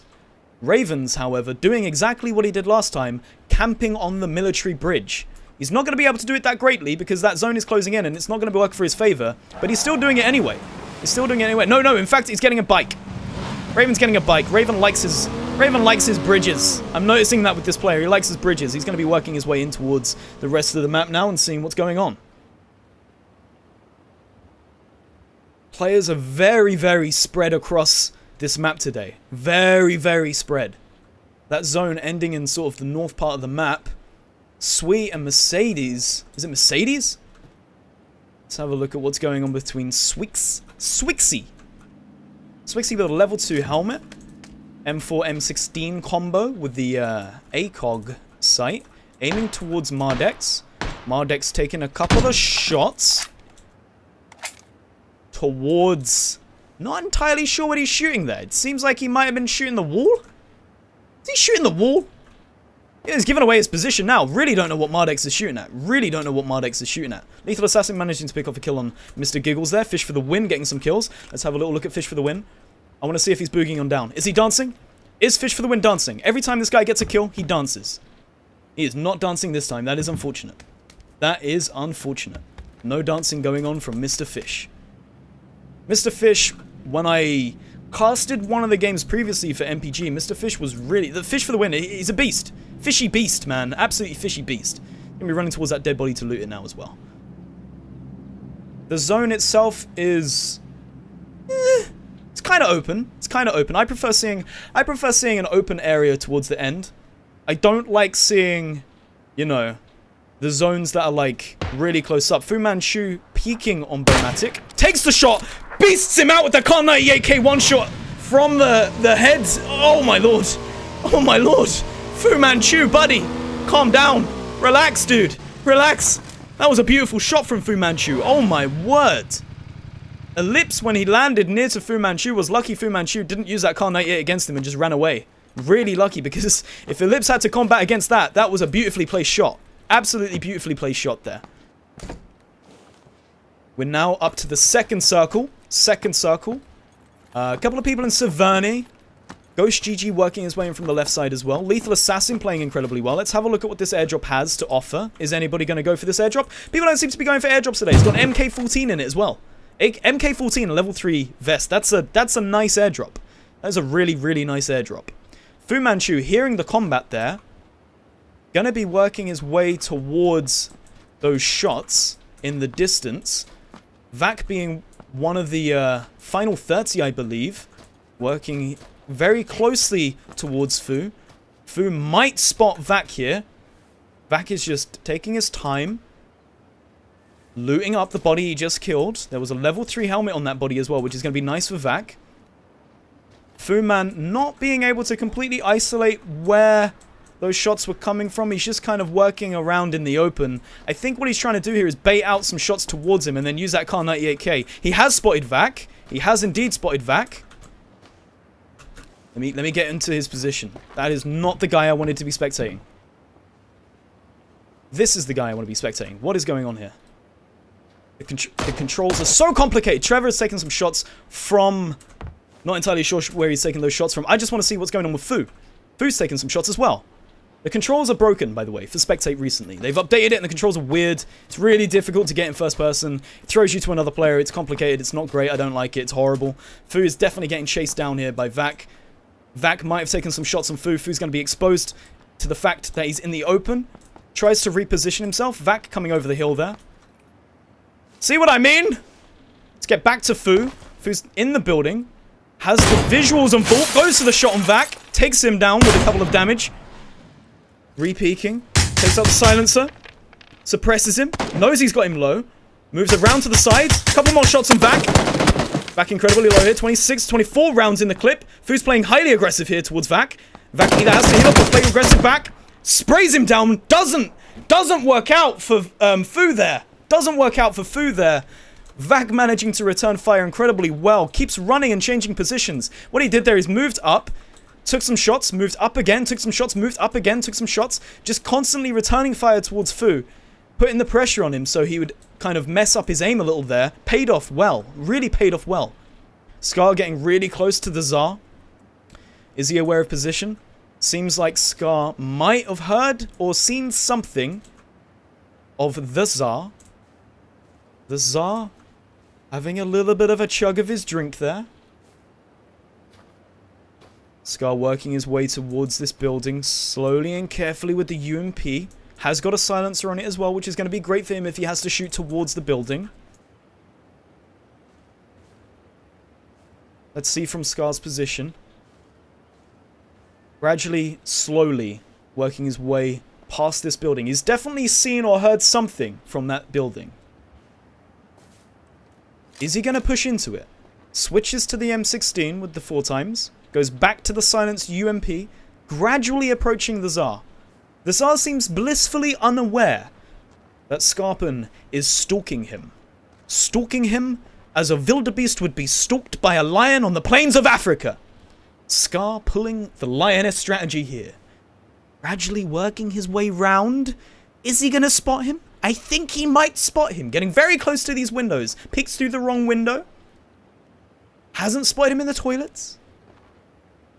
Very intense plays here. Very intense plays. If he opens that door, he's going to give away his position to the Tsar. The Tsar holding an angle. Scar knows that he can't just simply walk through it. Decides to take out a grenade. Throws it into the building. Is it going to injure him? It does injure him. Manages to blow down one of the doors, which is great because he's got some more visuals. The Tsar is now freaked out. He's confused. He's like, damn, there's somebody out here and I'm terrified. What's up, dude? What's up? Playing hyper aggressive here on the outside of the building. Scar is just playing for the audio, trying to pinpoint through the walls where the Tsar might be. The Tsar's coming around the back of Scar. Scar hears the audio, goes to the shots, returns fire with the silenced UMP, takes him down. Strategic plays from Scar. Strategic plays from Scar works out in his favor. Throws the grenade in, suppresses him. manages to push him outside of the building, takes him out with the silent UMP on the side. Really well played. Really, really well played. We've got another 2 airdrops coming in as well. Both of them are in the safe zone, which is nice. Capitalist driving straight over to that. He cares not that it's exposed and is in the open. Let's quickly see what he got. MK14 with the 7.62 rounds. That's looking good for him. And possibly a level 3 backpack. Not entirely sure if he had that before. That's a great drop for him.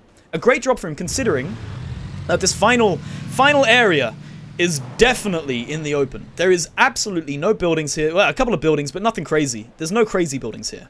So a sniper is going to be greatly advantageous. If you get a nice scope on that sniper, it's going to be beautiful. Absolutely beautiful. Level 3 vest with the M249. M249 is going to be nice for that tight final circle.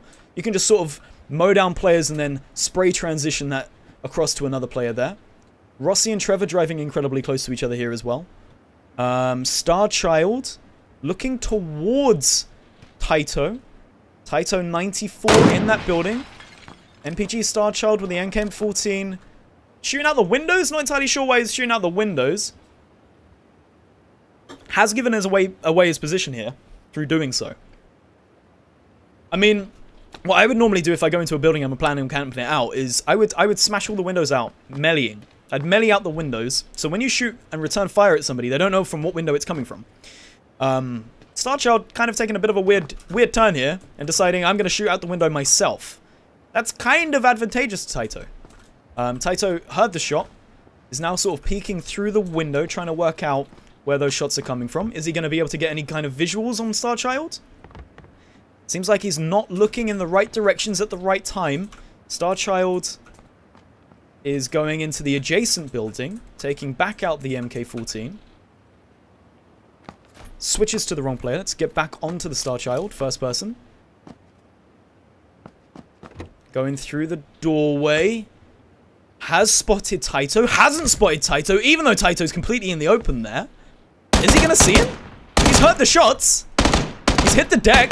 Taito taking fire on Bandit Pancake. Bandit Pancake managing to get away with it. Gets quite close up with the M4. Taito dropped down outside of the building.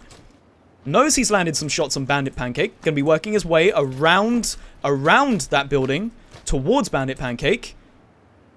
Let's get back onto Taito. Taito now lighting up Bandit Pancake.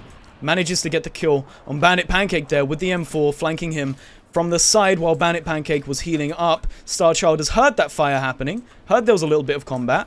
Is he going to go towards it with the M16? No, he's not. He's going to run away from this situation. Doesn't want to get involved. Doesn't want to get involved in this situation. Decides to put his weapons away and is gradually working his way in towards the next safe zone as the electric field works its way to the rest of the players. Mabo, showing previously that you can get some amazing shots on a player in a vehicle. Takes a couple of shots on Scar. Takes out the silence 8 times. Goes for the shot. Doesn't land it. Goes for another shot on another guy in a vehicle. Mabo, land it. Go on, buddy. Go on, buddy. Let's see this land. Let's see where we aim. Goes for the shot. Tries to predict it. Doesn't manage to connect. Shiv kind of confused. Jumps out of that vehicle. Knows he's got absolutely no way of returning fire. Mabo in a brilliant position here to just barrage everybody at range with the 8 times silenced Kar 98K. Mabo proving last time that he knows how to aim at distance. Taking people out in vehicles. Is he going to be able to take somebody down with this 8 times silenced Kar 98? He's basically in the center of this zone. He's got a building. No, yeah, he's got a building that he can retreat to whenever he likes.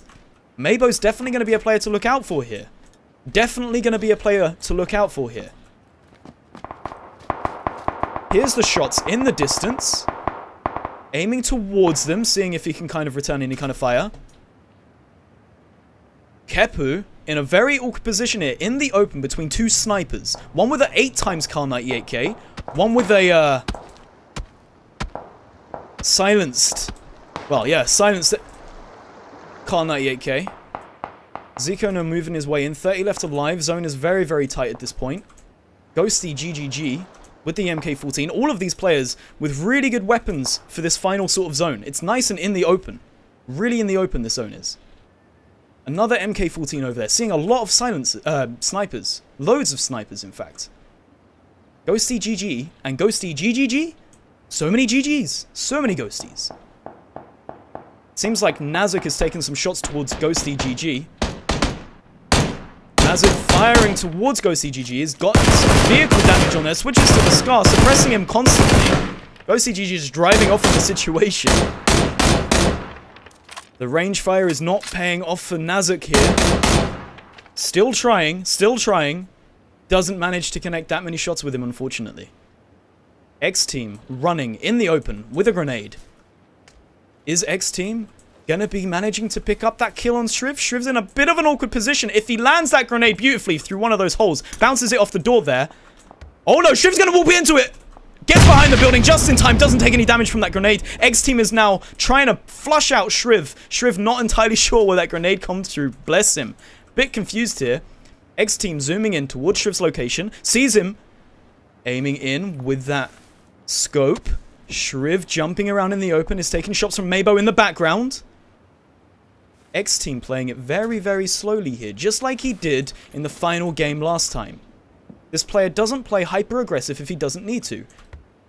Shriv has spotted X-Team. Goes for the jumps to try and spot X-Team.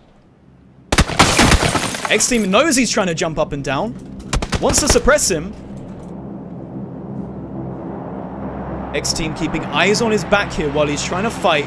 Exposed in the open.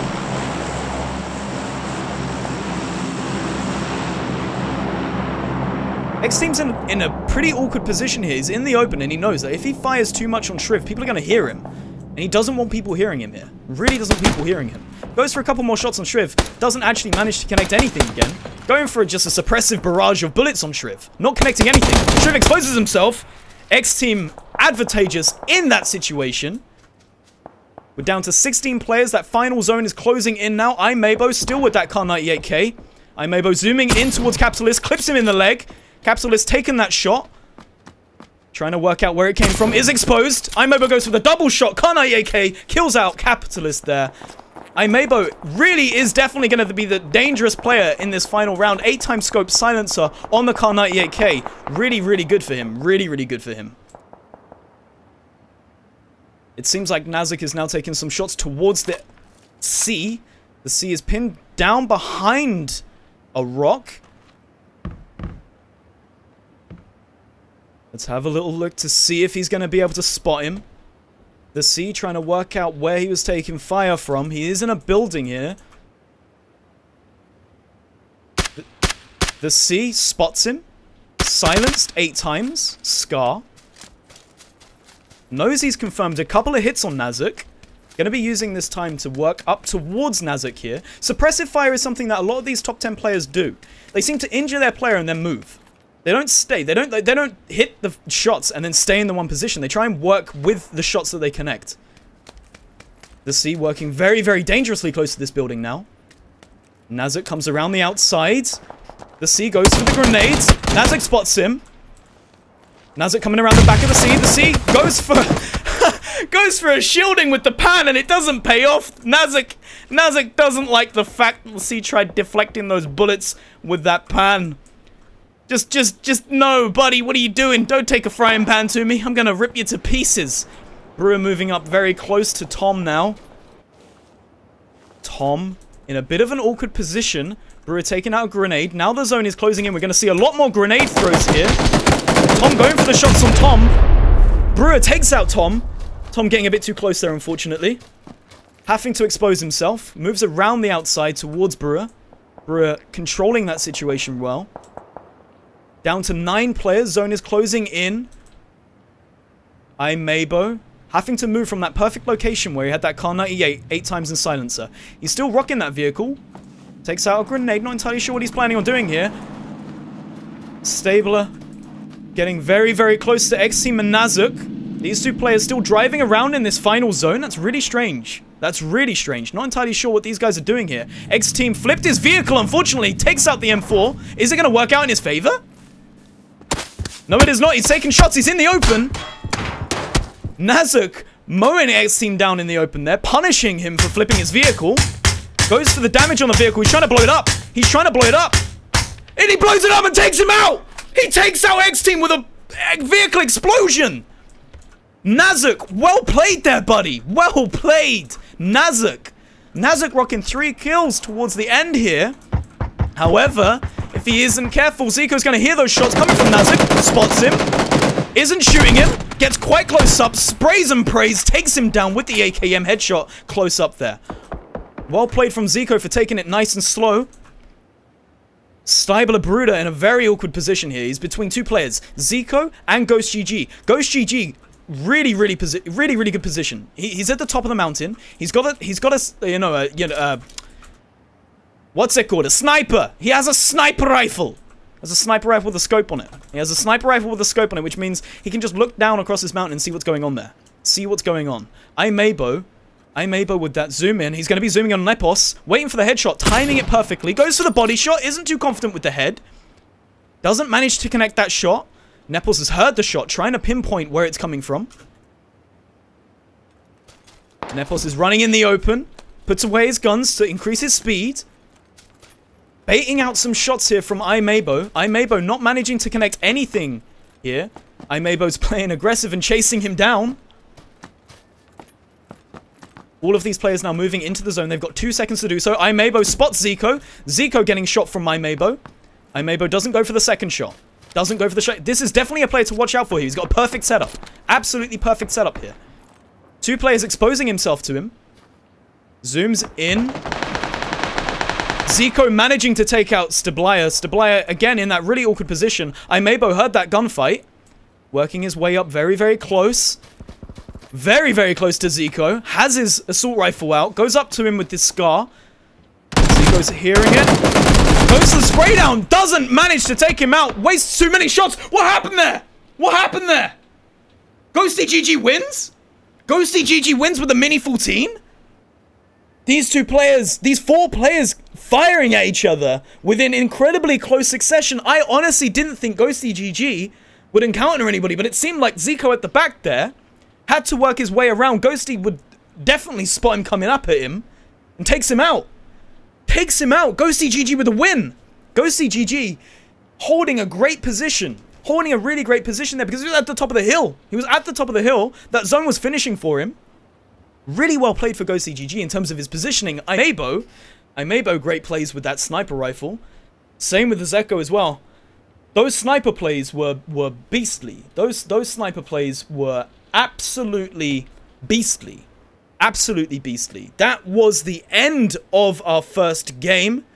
Oh, man. I can't believe I didn't see the final kill. I genuinely thought Ghosty and Zico wouldn't come across each other for that long. And that when Imabo was getting really close to Nepos, there was going to be a bit of a firefight there. And there was going to be 3 left. That was some serious quick succession of kills. Some seriously quick succession of kills. Anyway, right. Let's have a little look at what's going on. I think we may be doing our spectate highlights thing again. We're going to be rocking that out again. So I'm going to get my boy Cerizna back. I need some water. It is very hot in this room. I am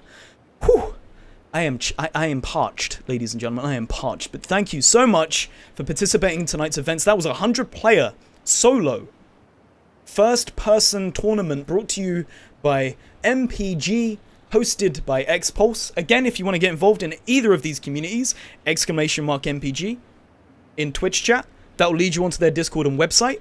Alternatively, click the Discord button on our Twitch page. Join the XPUBG community. We host our tournaments every single week. Every single week. We do squads, duos, and solos. I've been your boy Trainloaf. Casting for tonight. I'm going to get some water real quick. And then we're going to go over the highlights of that match. We're going to go over the highlights of that match. Be right back, ladies and gentlemen.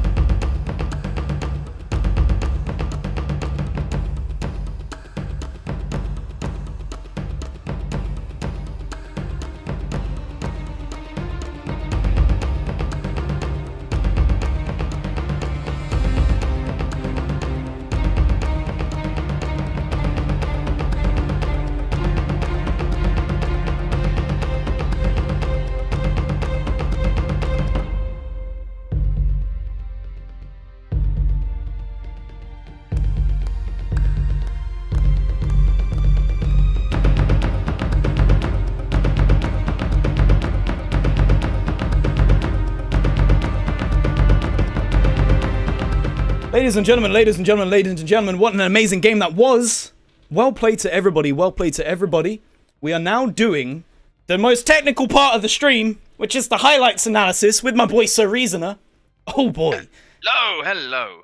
Sir Reasoner, buddy, how did you find this game?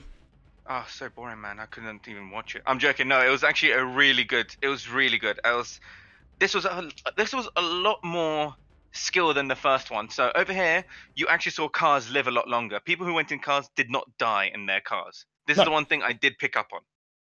So cars were actually useful in this one. And it's because it's first person. I believe it's because it's first person. In third person, you can kind of like pre-aim, I guess maybe. First person, it's a little bit more janky. And it does, it does throw players off a tiny bit. The fact that they have to actually move quite gratuitous movements. Whereas in third person, it's like, you can kind of like position your aim, I guess, a little bit easier first before going into first person, like pre-aiming.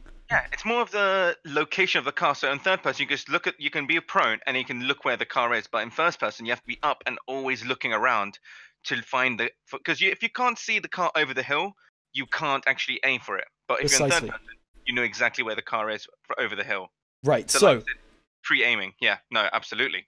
Going into our first clip here. Of course. So this one was this was the really sneaky side, and this is the complete and utter advantageous side of first person, because nobody knows where anyone is. They can't peek, so all they can do now is play extremely stealthy, like Dishonored style, and then just slowly and wait for what's going on. And it was very unfortunate for Mouse Play, because he was trying to get out and move on to the next side, while Tomshi, I think that's his name, Tomshi, I'm going to call him, just sat there with an SKS, chilling, waiting for him, because he knows he hurt someone. Exactly. And it's such a poor thing. And especially for the drops, it actually did come to the point where everything was very melee-based and Georgia pole-based. Yeah. And yeah, it was such a mess when it came down to people killing. And unfortunately for those in melee, they had such a mission to get to the next zone. Yeah. Like, the zone really ended up really north compared to those guys down the south. It was really north, like really, really north. It was, the players that had to get into that zone from all the way down south was kind of unfortunate. And the military is such a popular place to go to as well, because the loot drops are insane. They're beautiful. Right, so let's switch over to our second clip here. We have 8 clips to go through. Yes. Let's get onto it just here now. This is a duel between Alfred and Pizukar, and Alfred's on the ground, and Pizukar's already taken a shot at Alfred beforehand, but this is just a clip of Alfred trying to just throw some suppressing fire to keep Pizukar actually out there. And unfortunately for Alfred, he did get so many good shots, but he just ran out of ammo. I believe if he had 2 more clips or 3 more bullets, he would have actually taken us out. And this all happened on the south side of this was the south of the East Bridge, just above Millie. It was, and the suppressive fire as well. Like, what Alfred was doing here was very strategic. He was kind of suppressing him, then moving, suppressing him, moving, suppressing and moving. He wasn't in one position, waiting, just to wait for Peas to peak. He kept on continually suppressing Peas here. As he was trying to work towards that tree line. Peas, I mean, definitely with the panic spray, I mean, didn't really put too much pressure on Alfred. He definitely got lucky that Alfred ran out of ammunition there. Definitely got lucky. I mean, if Alfred had, I guess, 4 more bullets towards the end of that clip, looking at Peas' health, he definitely would have killed him. Definitely would have taken him out there. Definitely. And especially with Alfred's great aim, that he would have actually done it. And because Peas didn't actually move at all, but Alfred was always moving in first person, he couldn't see he was moving, so he had to always readjust his aim, while Alfred knew exactly where he was every single time. Precisely. Such a limited balcony to work with. Right, let's move on to the next clip here as well. This is, let's pull this up just here. This is a god in the making. A god in the making when it came down to Kar 98 sniping. It was a beautiful shot, wasn't it? Oh my god, we were all in the production team were just sat there clapping when we saw that. We're like, this is just too godly. It was we called him the Kar 98 god. That's what we called him for the moment of the game. The Kar 98 god. And we're like, it's just, he takes him out. It just takes him out and then like just jumps back on his bike and goes over and loots his body. It was such a well-timed shot. For a second. He peaked for a second. That was a second too late. Yep, exactly. That whole second. It was a beautiful shot, beautiful shot. Right, let's move on to the next clip here as well.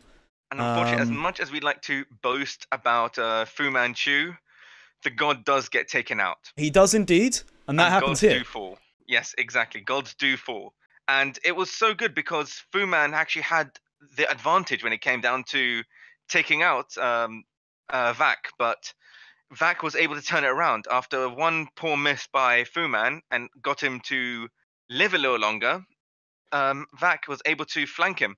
That was a really good play by Vac, and it was very lucky of him to actually do so. And It was indeed a beautiful play, and he had no health. He actually had no health to live with, so every single bullet was a miss. I think what happened here is Fu got a little bit too cocky. I think he got slightly too aggressive.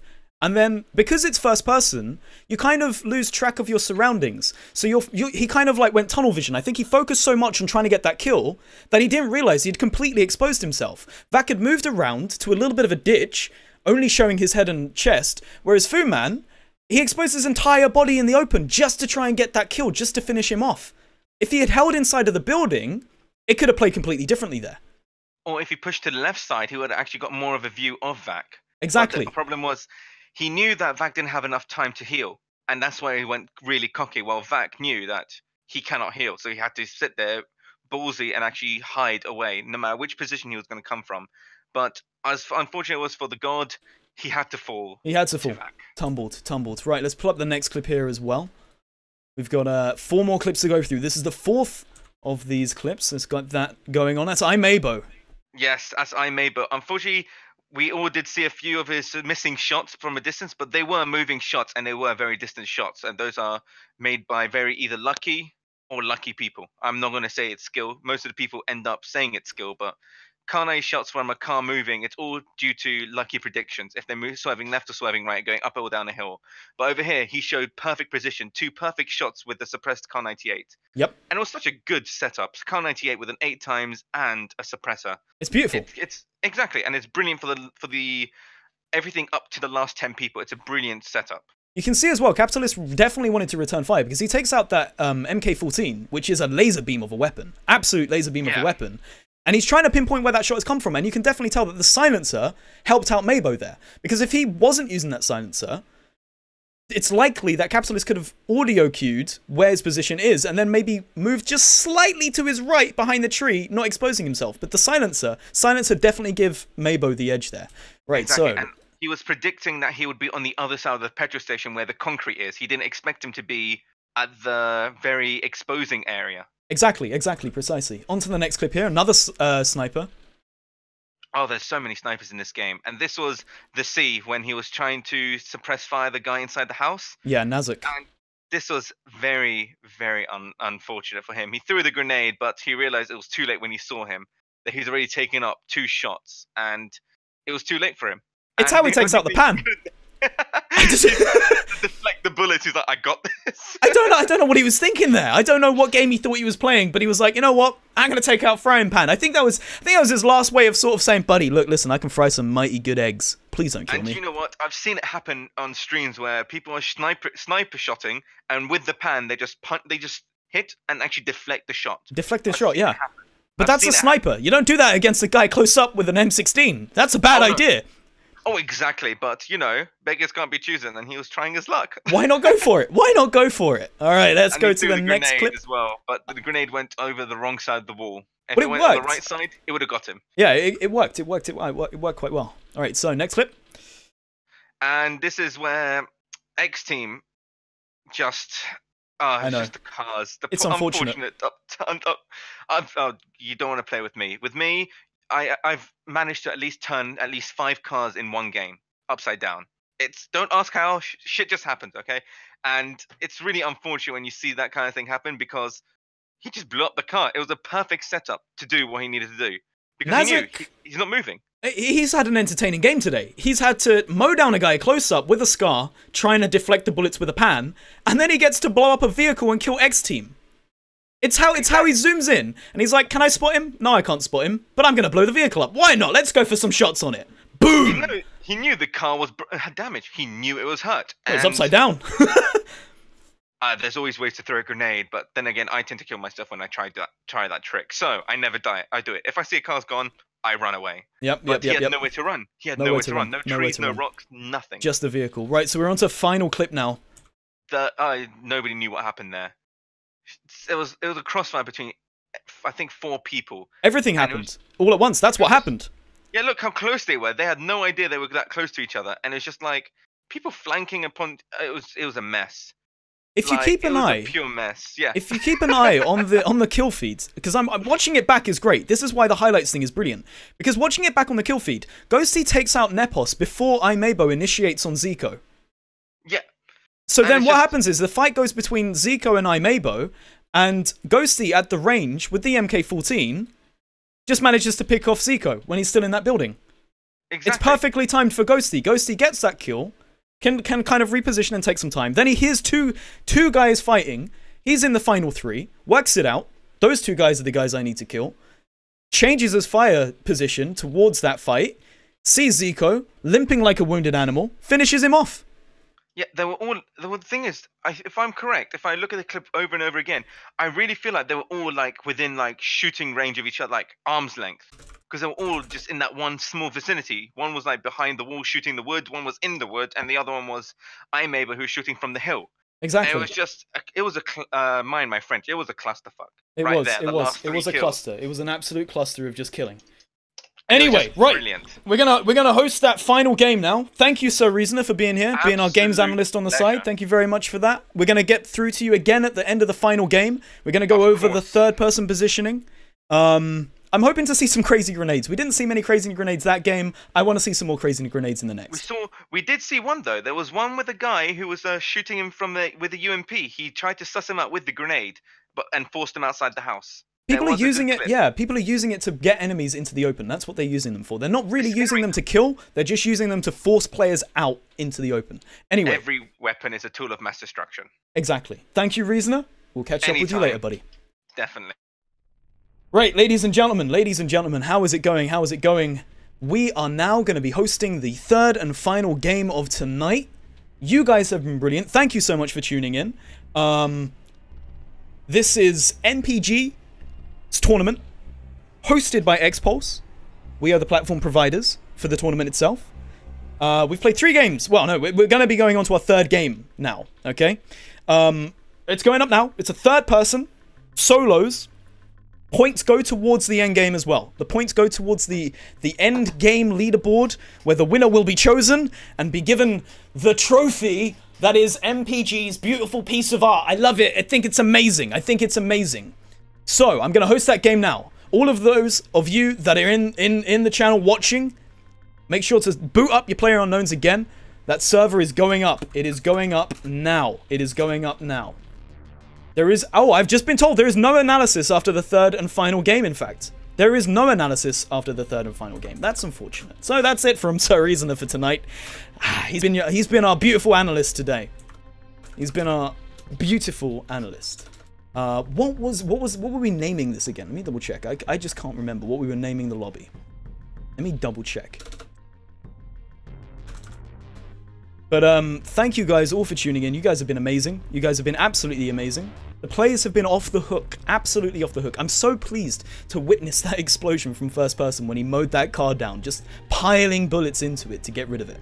I think this is going to be the solos tournament. This is solo tournament. There we go.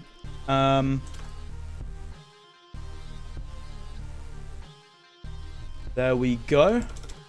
And that's going to be a third person. This is the 3rd person match of the evening. Hosting that on EU as well. Lobby is going up now. If you guys have just tuned in and you're from the match itself, make sure to join the final server. It is all up. It is all up.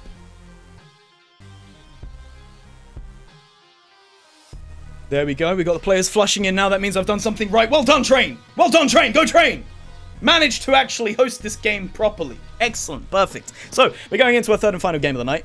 3rd and final game is going to be a 3rd-person solos match. Again, this game goes towards the pointing system for MPG's tournament and their leaderboards.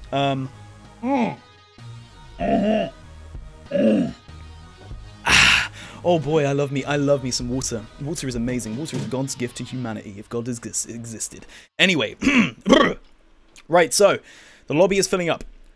The first game we did this evening, 3rd-person fun game. Second game we did this evening, 1st-person serious game. 3rd game of the evening. Third person, serious. Third person, serious. Let's get serious, okay? It's gonna be serious. We're gonna see some third person positioning.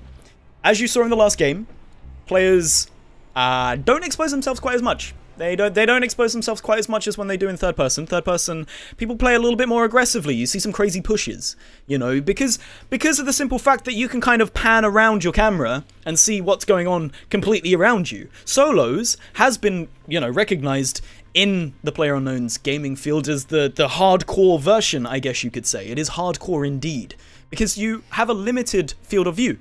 You have a limited field of view, and although, yes, you can sort of alt and left and right with your camera to get a better view of your surroundings, it's not quite as easy as just spotting everything from third-person positioning. Third person gives you way more advantageous positioning, because you can shoulder peek. Well, you don't even have to shoulder peek. You can just sort of camera peek. Camera peeking in this game is unbelievably OP, and it leads to really strange standoffs where you'll see two players standing completely unexposed to each other, but just kind of like, you know, moving that camera left and right to kind of work out exactly where they can place it. We're now waiting for that lobby to fill up. Let's see what's going on. 64 players now. It's filling up, it's filling up. We're getting almost close to that 100 mark. We will be definitely starting this fairly soon. I'm waiting for the okay from the higher-ups. I've been your boy Trainloaf, by the way, casting this tonight. Thank you all for tuning in. Again, if you're new here, and you're seeing this tournament happen, you want to get involved, you want to end up in our analysts clip section, make sure that you join Massive Pair Gaming's community. Make sure that you join PUBG. Go on our Xpulse website, the two websites you're looking for. Massive Pair, that's P-E-A-R. Let's not get silly. Let's not get silly, guys. Okay, massivepair.com. That's to join the MPG community. And then xpulse.com. That's to sign up for your tournaments. That's where we host all of our tournaments. That is our tournament platform. XPUBG Discord is the community that we run on the side of Xpulse, designed for Playerunknown's community players. Make sure you get involved in all of these communities. They're great communities. They're growing rapidly. I mean, these matches are filling up as soon as signups go live. They're filling up in like 3 or 4 minutes. It's absolutely insane seeing the demand we're getting, and we're only growing even more and expanding even more. It's just growing at this point. We're at 77 players now. I'm still waiting for the okay. It seems like maybe some people have raged out. Maybe their computers are dying. I know my old boy is definitely feeling it today. He is struggling. I'm gonna have to give him something nice and easy like Minecraft or something later, because he could cook me some eggs right now. He could cook me some eggs and bakey. I'm gonna make an eggs and bakey sandwich on my computer CPU because it is warm. It is toasty. Almost going to start now. Almost going to start. 9:05. Let's see what time I'm gonna be giving to launch this game. We're at 80 players for this third-person final game. It's gonna be emotional. We want to see who comes out on top. A couple of players to keep an eye on. Let's have a look through the list. Maybo, definitely keep an eye on him. Virus, he plays quite often with the Xpulse teams. Let's see who else we've got on the list as well. Castle plays great. The Fish for the Win hasn't been doing quite as much dancing as I was expecting, buddy. I want to see some more boogieing on down from him. Lethal Assassin, great player as well. All of these players, the guys that end up in sort of the top 10, top 15 mark, week on week. Klaus, my boy Klaus, one of our administration, same as Asheron. The great thing about when we host MPG as well is that our team can take part in it. From Xpulse and XPUBG, our team gets involved and plays as well, which is great for us because we can sort of let our hair down a little bit, you know, and chill out. Same as the MPG guys. MPG guys will jump in, keeping in mind that if you want to hunt down the MPG guys, you got Starchild. Who else have we got from MPG here as well? I think there's a couple of others. I think Madame Top Dog is even in this.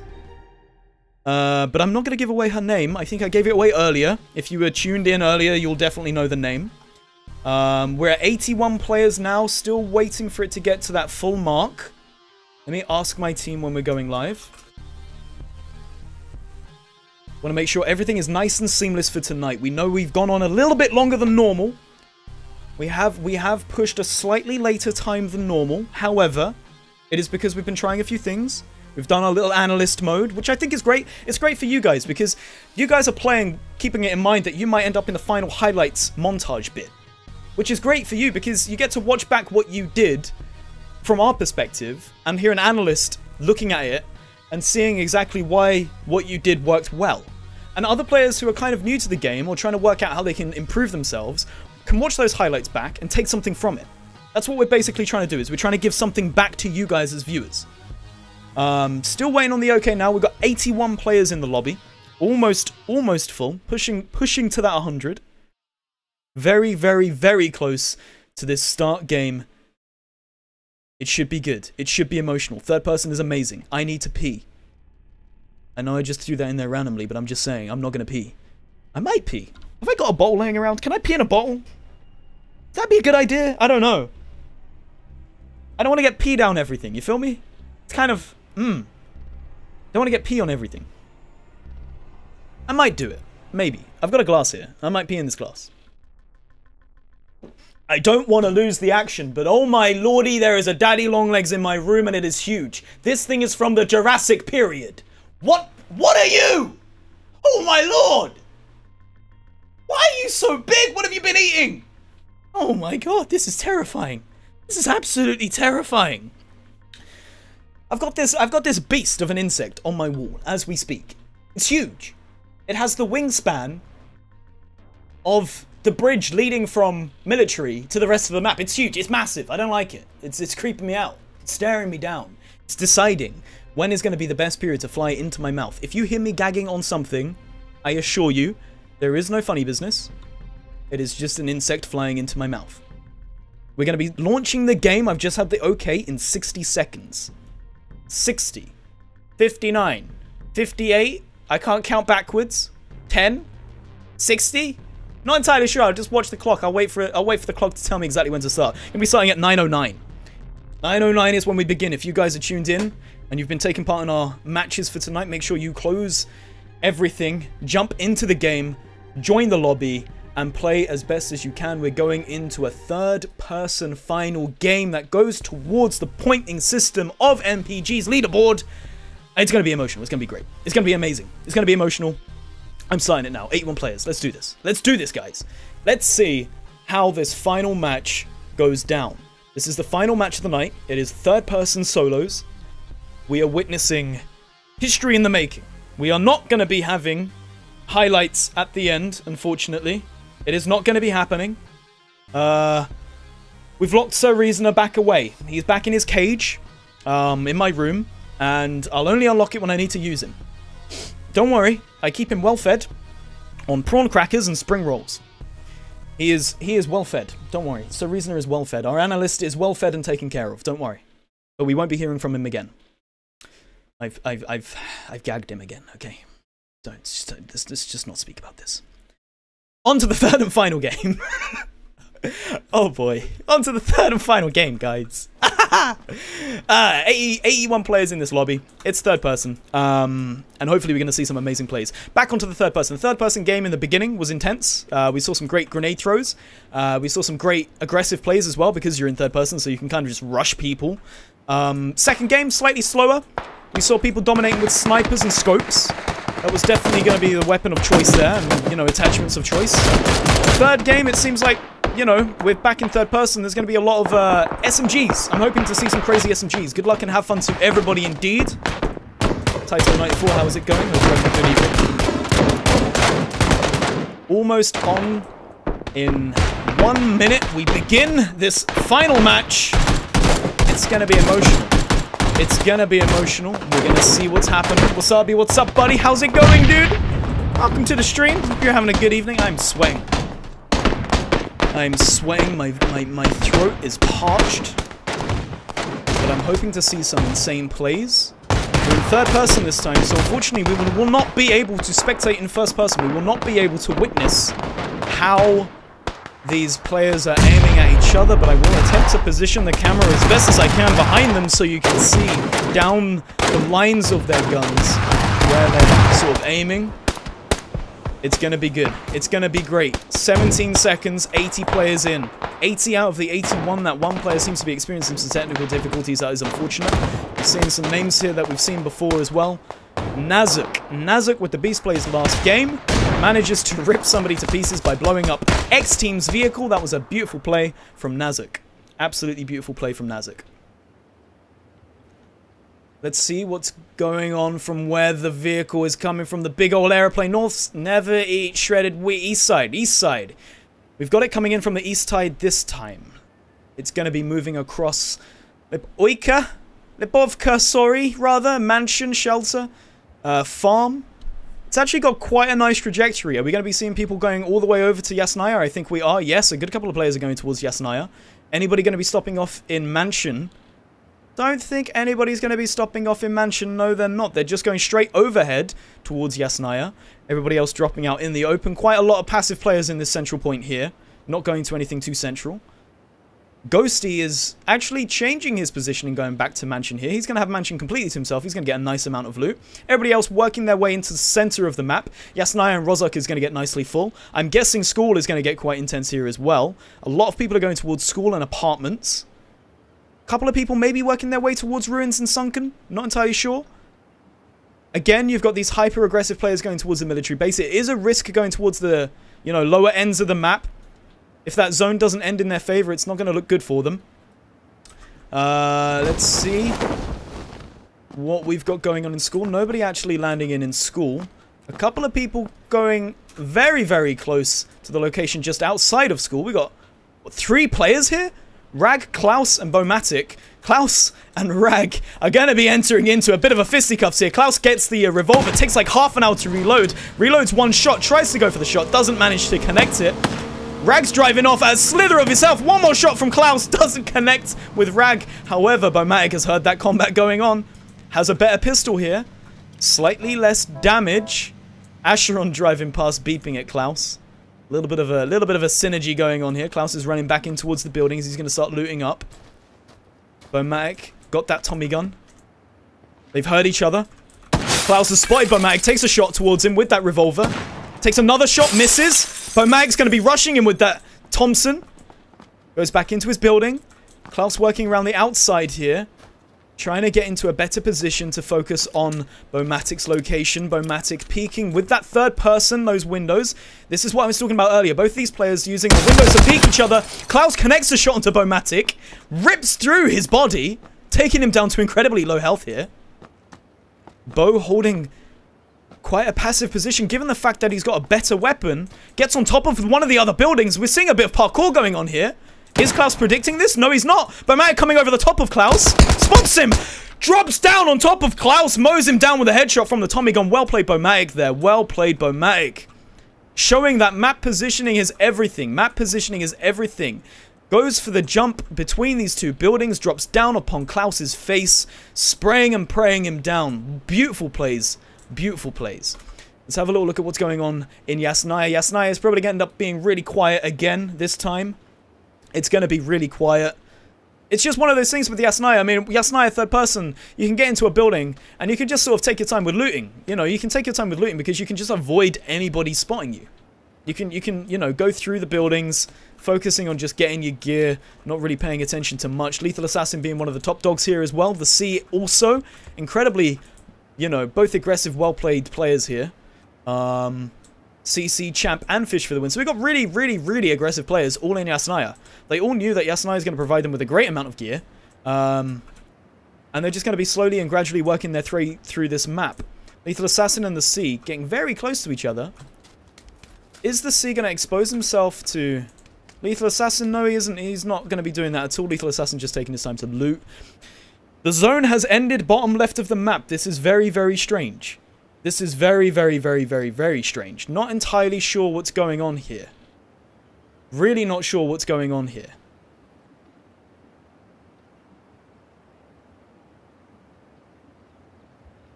It seems as though... That's a weird location for the map to end. It's a lot of water going on. I mean, it's great for Maybo. Maybo in the military area. It's perfect for him. It's perfect for anybody that landed in military, to be honest with you. We're not going to have to worry about any kind of bridge combat here. Sweet taking a couple of shots towards Kepi. Kepi driving off. Sweet zooms in with the 4 times. Takes some shots with that Kar 98. Isn't connecting any of those shots there.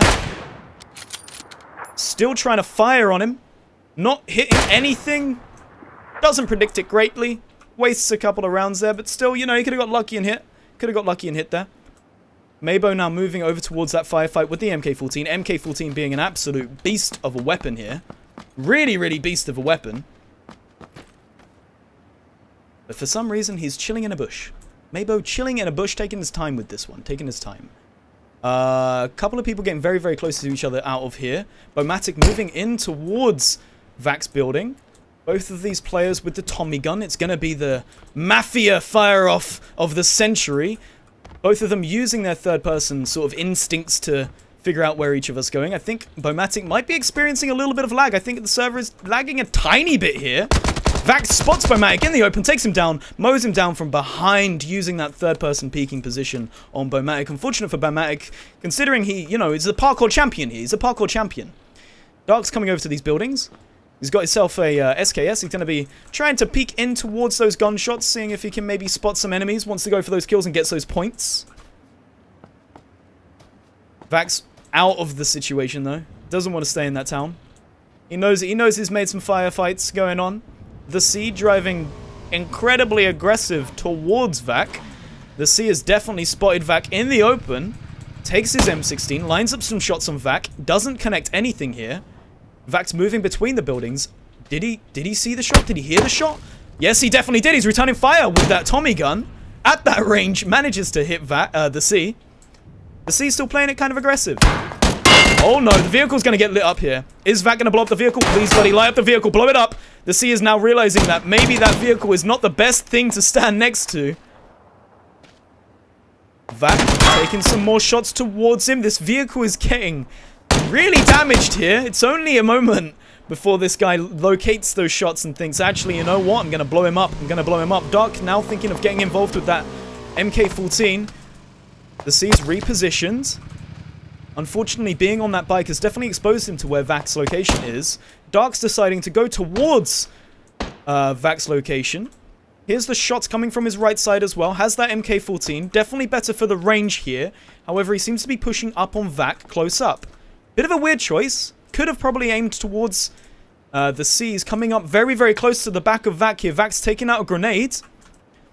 Is Vac going to be able to get one of those ridiculously magical throws and blow up the C at this range? Probably not. Dark working his way around, using that third-person positioning to try and get the flank on Vac. Not playing it quite as aggressively as I thought he would. He's definitely heard some shots. The switch to the SKS. Knows he's there. The C kind of pinned behind that location. Dark is really taking his time here. Really taking his time. Nobody knows of Dark's position. If he takes too long here, Vac is going to get out of the location and he's not going to be able to get that kill. The C is returning fire on Vac. Vac returning fire on the C. Both of these players just kind of injuring each other bit by bit by bit. Dark spotted Vac, lights him up with the MK14 and rips him to pieces with that gun. That gun is an absolute laser beam. However, is he aware of the C's position? The C is now in the open. He has spotted him, goes for some shots in range, takes him out. Double kill here, coming up from Dark. Plays it well and strategic, sneaky beaky-like from Dark there. Takes out both players using that Mini 14 rather. Not MK14, Mini 14. Mini 14 is a laser beam of a weapon. It sounds disgusting. It just rips through people's health. I feel like that gun is definitely going to be experiencing a nerf in the future. It's just so powerful. It's so powerful that there's no point to having the SKS in the game. There really isn't a point to having the SKS in the game. The Fish for the win, one of these players that, you know, time and time again performs greatly. Rocking the third person as well, like everybody else in this game. Let's see what's going on in terms of the zone. Players are now going to work their way towards it as the zone is closing in. C-Champ and Brewer very, very close to each other. C-Champ zooming in, takes shots from Brewer at range, even though he was suppressing C-Champ there. C-Champ just simply picking him off. I mean, Brewer picking C-Champ off, rather, with the M16 at that distance. What scope has he got on that weapon? He was fighting against a guy with the 4x. Does he have a 4x as well? Let's kind of get into a position where we can see it. Yes, he does. It was a 4x versus 4x. Brewer succeeding in that little firefight there. Down to 61 players. Zone is beginning to close in. P's in the top right of the map. That's really unlikely that he's... I mean, unless he's got a good amount of healing, he's going to have to travel a massive distance here. Absolutely massive distance. Let's see if we can predict where the next couple of fights are going to be coming from. Mabo, our boy Mabo from the previous game, playing extremely well, getting very, very close to Alfred. Alfred and Mabo, two top players here. One with that Mini 14 again. Or no, keep forgetting what that weapon is. UMP takes out grenades. He definitely knows of Alfred's position. Alfred behind that wall gets dangerously close. These two players are definitely going to encounter each other. Goes for the leap, doesn't pay off. Alfred takes him down in the air. Mabo just trying to play a little bit too aggressively there. That's kind of what I do. I would play aggressive, run at people and leap. Goes for the gazelle leap, doesn't pay off. Alfred is clearly a lion in this position. That's unfortunate for Mabo, considering how well he plays in the final circle. Gets picked off pretty early on here. Really early on. That's really unfortunate. That's really, really unfortunate. Let's have a little look at what's going on between the rest of these guys. Nepos in the open here. Switching vehicles. Fane spots him with the M4. Nepos is getting lit up from behind from Fireflies. Are getting dangerously close to Fane. Fane, instead of going for the shots on Nepos, goes for the guy at range.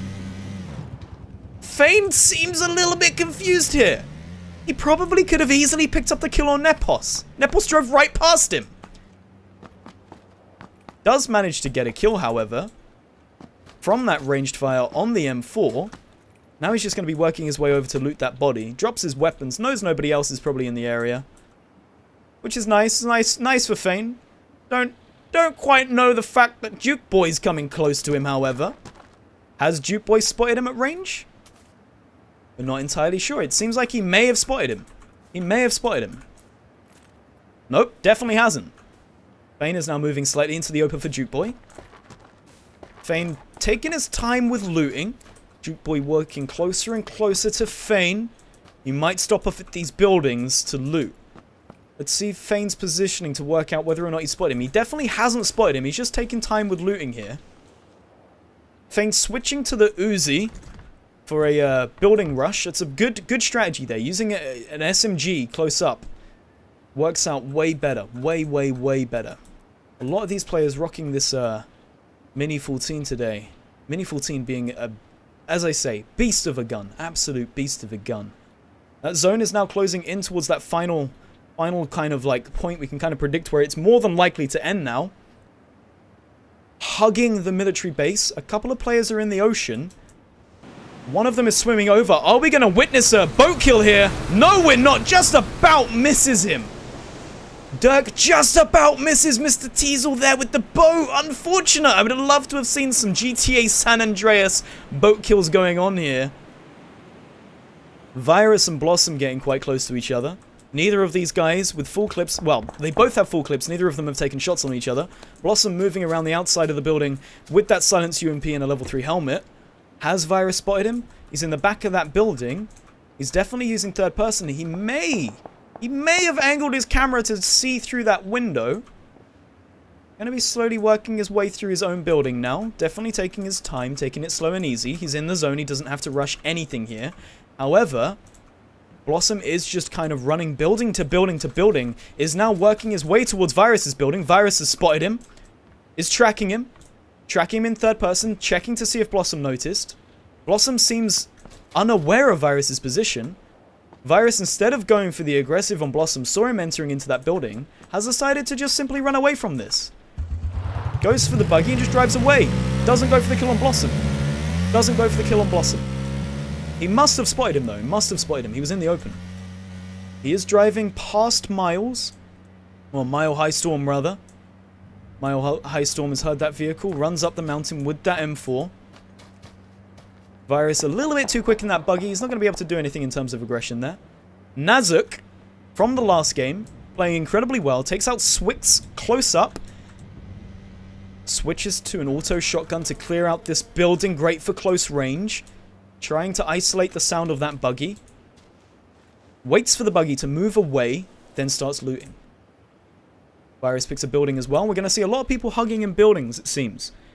Not sure what's going on out here. It seems like we've got a little bit of a boat warfare going on. Ryag has stopped his boat, switched seats, is taking shots on Zico. Zico is just way too far away at this point. Really not sure what Rag's trying to do here. Really not sure what Rag's trying to do. I mean, Zico doesn't really have to worry about those shots in the distance. However, has he spotted Fane? Fane's done the same thing. Fane stopped his boat, takes out the Vector. All of these players in boats just trying to get as close as they can towards that final zone. X team, somebody who's played quite well. You're going to have a lot of campers, it seems. A lot of people camping on the outskirts, hugging the sea. It's an interesting strategy. You don't really have to worry about anything around you because you're in the ocean. The only thing is when that zone moves in and you have to swim towards the cliffside, we've seen in the previous games today that trying to do a D-Day rush up against the cliff is really horrible. Really, really horrible. I mean, you're completely exposed. Not to mention the fact that, you know, you either have to choose one of two things. Hugging the cliffside, which gives you a little bit of visual cover, however you can't get up it, or going to the beach. The beach providing absolutely no visual cover. Official seems kind of like aware of this, has already taken someone out in the open. Goes for the loot on him. X-Team is going to be chilling in the ocean. No movement from X-Team and Spitefire. Fane and Zico just working their way over to that beach. They're going to try and deck and run inland, it seems. No more in a bit of an awkward situation. He's definitely going to have to start driving inwards. Lethal Assassin holding a great position on this bridge. We've seen this time and time again. Bridge campers are really OP. We've got two players dangerously close to each other. Two incredibly good players. Lethal Assassin and Fish for the win. Fish knows it's not going to work out in his favor if he just tries bombing it across this bridge. He's gone on foot, switching to the AK.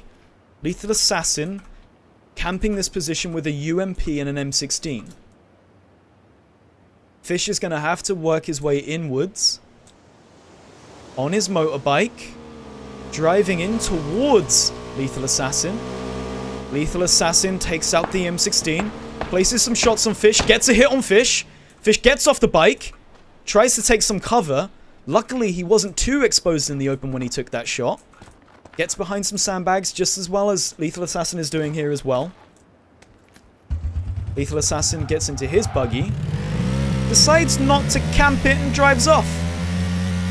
Interesting plays from Lethal Assassin here. I mean, he definitely held an aggressive position. Not sure why he isn't standing his ground against the Fish. Maybe he's going to reposition himself and camp that bridge even more. Doesn't seem like he is. Nope, definitely is. Takes out the M16, has a 4x scope on it, can easily play towards that bridge position and wait for people to come over the top of it. Nazuk, somebody who played incredibly well last game. Switching to that Mini 14, I believe it is. I think that's the Mini 14. Starts lighting somebody up. Listen to that gunfire. Listen to that gunfire. Absolute beast of a weapon. It sounds so unbelievably dangerous. The Mini 14 is just... It sounds so terrifying. Certainly with that extended clip there. Everybody now realizing that the zone has closed in once again. They're picking their camping points. We see this time and time again with third-person games. Everybody kind of camps a little bit more because they can peek all of their, you know, exposing positions. Like all the windows and doors, they can just sort of angle their camera around it and see where they're going. Zico holding a very strange position. Very, very strange position. Not probably going to get spotted by many people. Jumps into the sea. Sees Rag swimming around. Well, driving past him. Driving? Do you drive in the sea? I'm not entirely sure. You drive in the sea. Do you drive in the sea? Do you drive a boat? Rag getting very, very close to Chrissy Doc. Chrissy Doc with the Mini 14 again. Probably going to rip him to pieces. And the extended clip. Did Rag spot him? Doesn't seem like he has. Chrissy definitely heard Rag parking up that boat. Do you park a boat? So many questions right now. I'm not entirely sure if you park a boat and drive a boat. Do you swim a boat? Really don't know here. Seems like Rag has definitely spotted Chrissy. Or at least has an idea that somebody is here. These two players really, really close to each other. Back to back almost. Side to side. One of them with a level 2 helmet. Rocking Rag. What's Chrissy got in terms of gear? Chrissy's rocking a shotgun, which is going to be nice for him. He's definitely heard Rag's footsteps at this point. Hasn't decided to switch for the shotgun, even though it's going to be close up. Rag's going to try and climb up the side of this mountain, proving exactly what we said earlier. If you go for the boats, you have to expose to the sand. You're not getting up that mountainside. It's not going to work out for you. It's really not going to work out for you. Really tight, close positioning here. Everybody else working their way inwards as well now. I imagine these guys are mostly camping towards looking at anybody coming up on their boats on shore as well. Rag seems like he's a little impatient. He's definitely working out whether or not he can get up this mountain. Buddy, there's no way you're climbing that. There is, unless you've got a rappel and a hook, you're going to have to go round. And you know that going round is going to expose yourself to Chrissy, and Chrissy's going to rip you to pieces with that Mini 14 extended clip. X Team, again, one of the players that ends up in the end of the game. Running towards Virus's location, goes for the loot on a body that he'd just taken out. Got another airdrop coming in. Rag manages to pick off Chrissy just as I move away. Why was the timing so against me there? MK14 in that airdrop. Bliss firing upon X Team, it seems. BLXS trying to get those shots. Zooms in. Fires on the 4x scope and the Kar 98 on X Team. X Team knows he's getting shot at. Goes for the zigzag run away to get away from anything here. Virus spots Rossi up close. Rossi gets out of his vehicle. Rossi knows exactly where those shots have come from. Or does he? I don't think he knows where those shots have come from. Manages to get into a building. Gets to cover just in the nick of time there. BLXS in a great position to camp out that airdrop. Overmouse taking a couple of shots from Nazuk here. Overmouse with the Kar 98K. Nazuk going for the vehicle explosion once again. Shoots out the two back tires. Overmouse peeking it. Zooms in. Has a silencer with the 4x. He doesn't want to lose this to Nazuk, although Nazuk has proven that he's really good at this range kind of combat from buildings. Did the exact same last time on X Team. X Team was in the open. Stood next to his vehicle. Nazuk shot the vehicle and blew it up. Is Nazuk going to do the same thing again here? It'll be interesting if he does. BLXS is going for the airdrop. Heals up completely. Overmouse. Running in the open. Spots BLXS. Goes for the shots. Zooms in. Hits him once. Lines it up. Misses the second shot. BLXS is going to have to heal up here. In a great position to reposition himself. However, he's behind a tree and this is third person. Because he's behind the tree and in third person, he's going to be able to spot where Overmouse is coming from. Overmouse working close towards BLXS's position here. Takes a shot on him, doesn't actually connect, even though that was incredibly close. Very strange that he didn't manage to shoot that shot onto him. Goes for the headshot again, misses. BLXS returning fire with that MK14 that he just got from the airdrop. Overmouse gets picked off by BLXS from the headshot with the MK14. Unfortunate for Overmouse there. He was definitely holding a nice position, trying to do those quick zoom-ins and shots on BLXS. However, BLXS just takes his time, and it pays off for him. Again, seeing the same types of players at the end here. Nazuk, Lethal Assassin, BLXS, Virus. All of these players constantly. The fish for the win as well in the final group of players. The fish for the win is zooming in on... Where is it he's zooming? Is it Misdeeds? Misdeeds being MPG's leader here. Let's see what he's zooming in. He's definitely taking shots on something. Is very, very close to Mile High. Mile High listening to those shots. Doesn't want to expose his position. The zone is closing in where all of these players now have to work their way inwards. Mile High holding the top of that building in third person. He's definitely going to spot Fish. He has spotted him. Angled himself better. Goes from the prone position into crouching. He was about to pre-aim that corner, it seems. The Fish doesn't seem completely aware of where Mile High's position is, but thinks he knows something is there. Shots coming on from Nepos. Getting very, very close to Strops. Strops lights up Nepos as he goes for the loot. Strops takes him down with a Mini 14. Mini 14, a great weapon here. An absolutely great weapon here. Mile High pushing up on Fish for the win. Getting him very, very, very, very, very close to Fish for the win here. Fish for the win being inside of that building and the AK. Mile High using the third person to try and peek those corners. Decides not to take on Fish. Knows the zone. is not good for Fish. He's going to get into the outskirts of the new zone, waiting for Fish to have to run out of that building. However, if he doesn't turn around anytime soon, Fish is going to spot Mile High sprinting away from the location, is going to take him out. Mile High gets into the safe zone. Fish taking a little bit of damage here. Mile High choosing a rock to stand behind. Is waiting for Fish to have to expose himself here. Everybody working their way back into the zone. They've got 1 minute and 46 seconds until they have to work their way into the new zone. Virus and X Team holding these locations greatly. In terms of kills, a nice even spread. Fish is in a very awkward position, taking a lot of damage from blue zone. Mile High lining up that shot, doesn't take it. Fish unfortunately dies to the electric field. Unfortunate for Fish though, he could have got some points. I mean, Mile High definitely could have got some points there. Definitely could have got some points by just placing one shot. He would have got that kill. Would have got that kill. Official CT jumping around with the UMP silenced. Very, very close to no more. Everybody's kind of like outside or inside a building at this point. Whether or not it's advantageous to be inside of the building or not, I'm not entirely sure. Definitely given the fact that that zone is closing in. X-Team, Ghosty, Kepu, all already picking their positions in this final zone.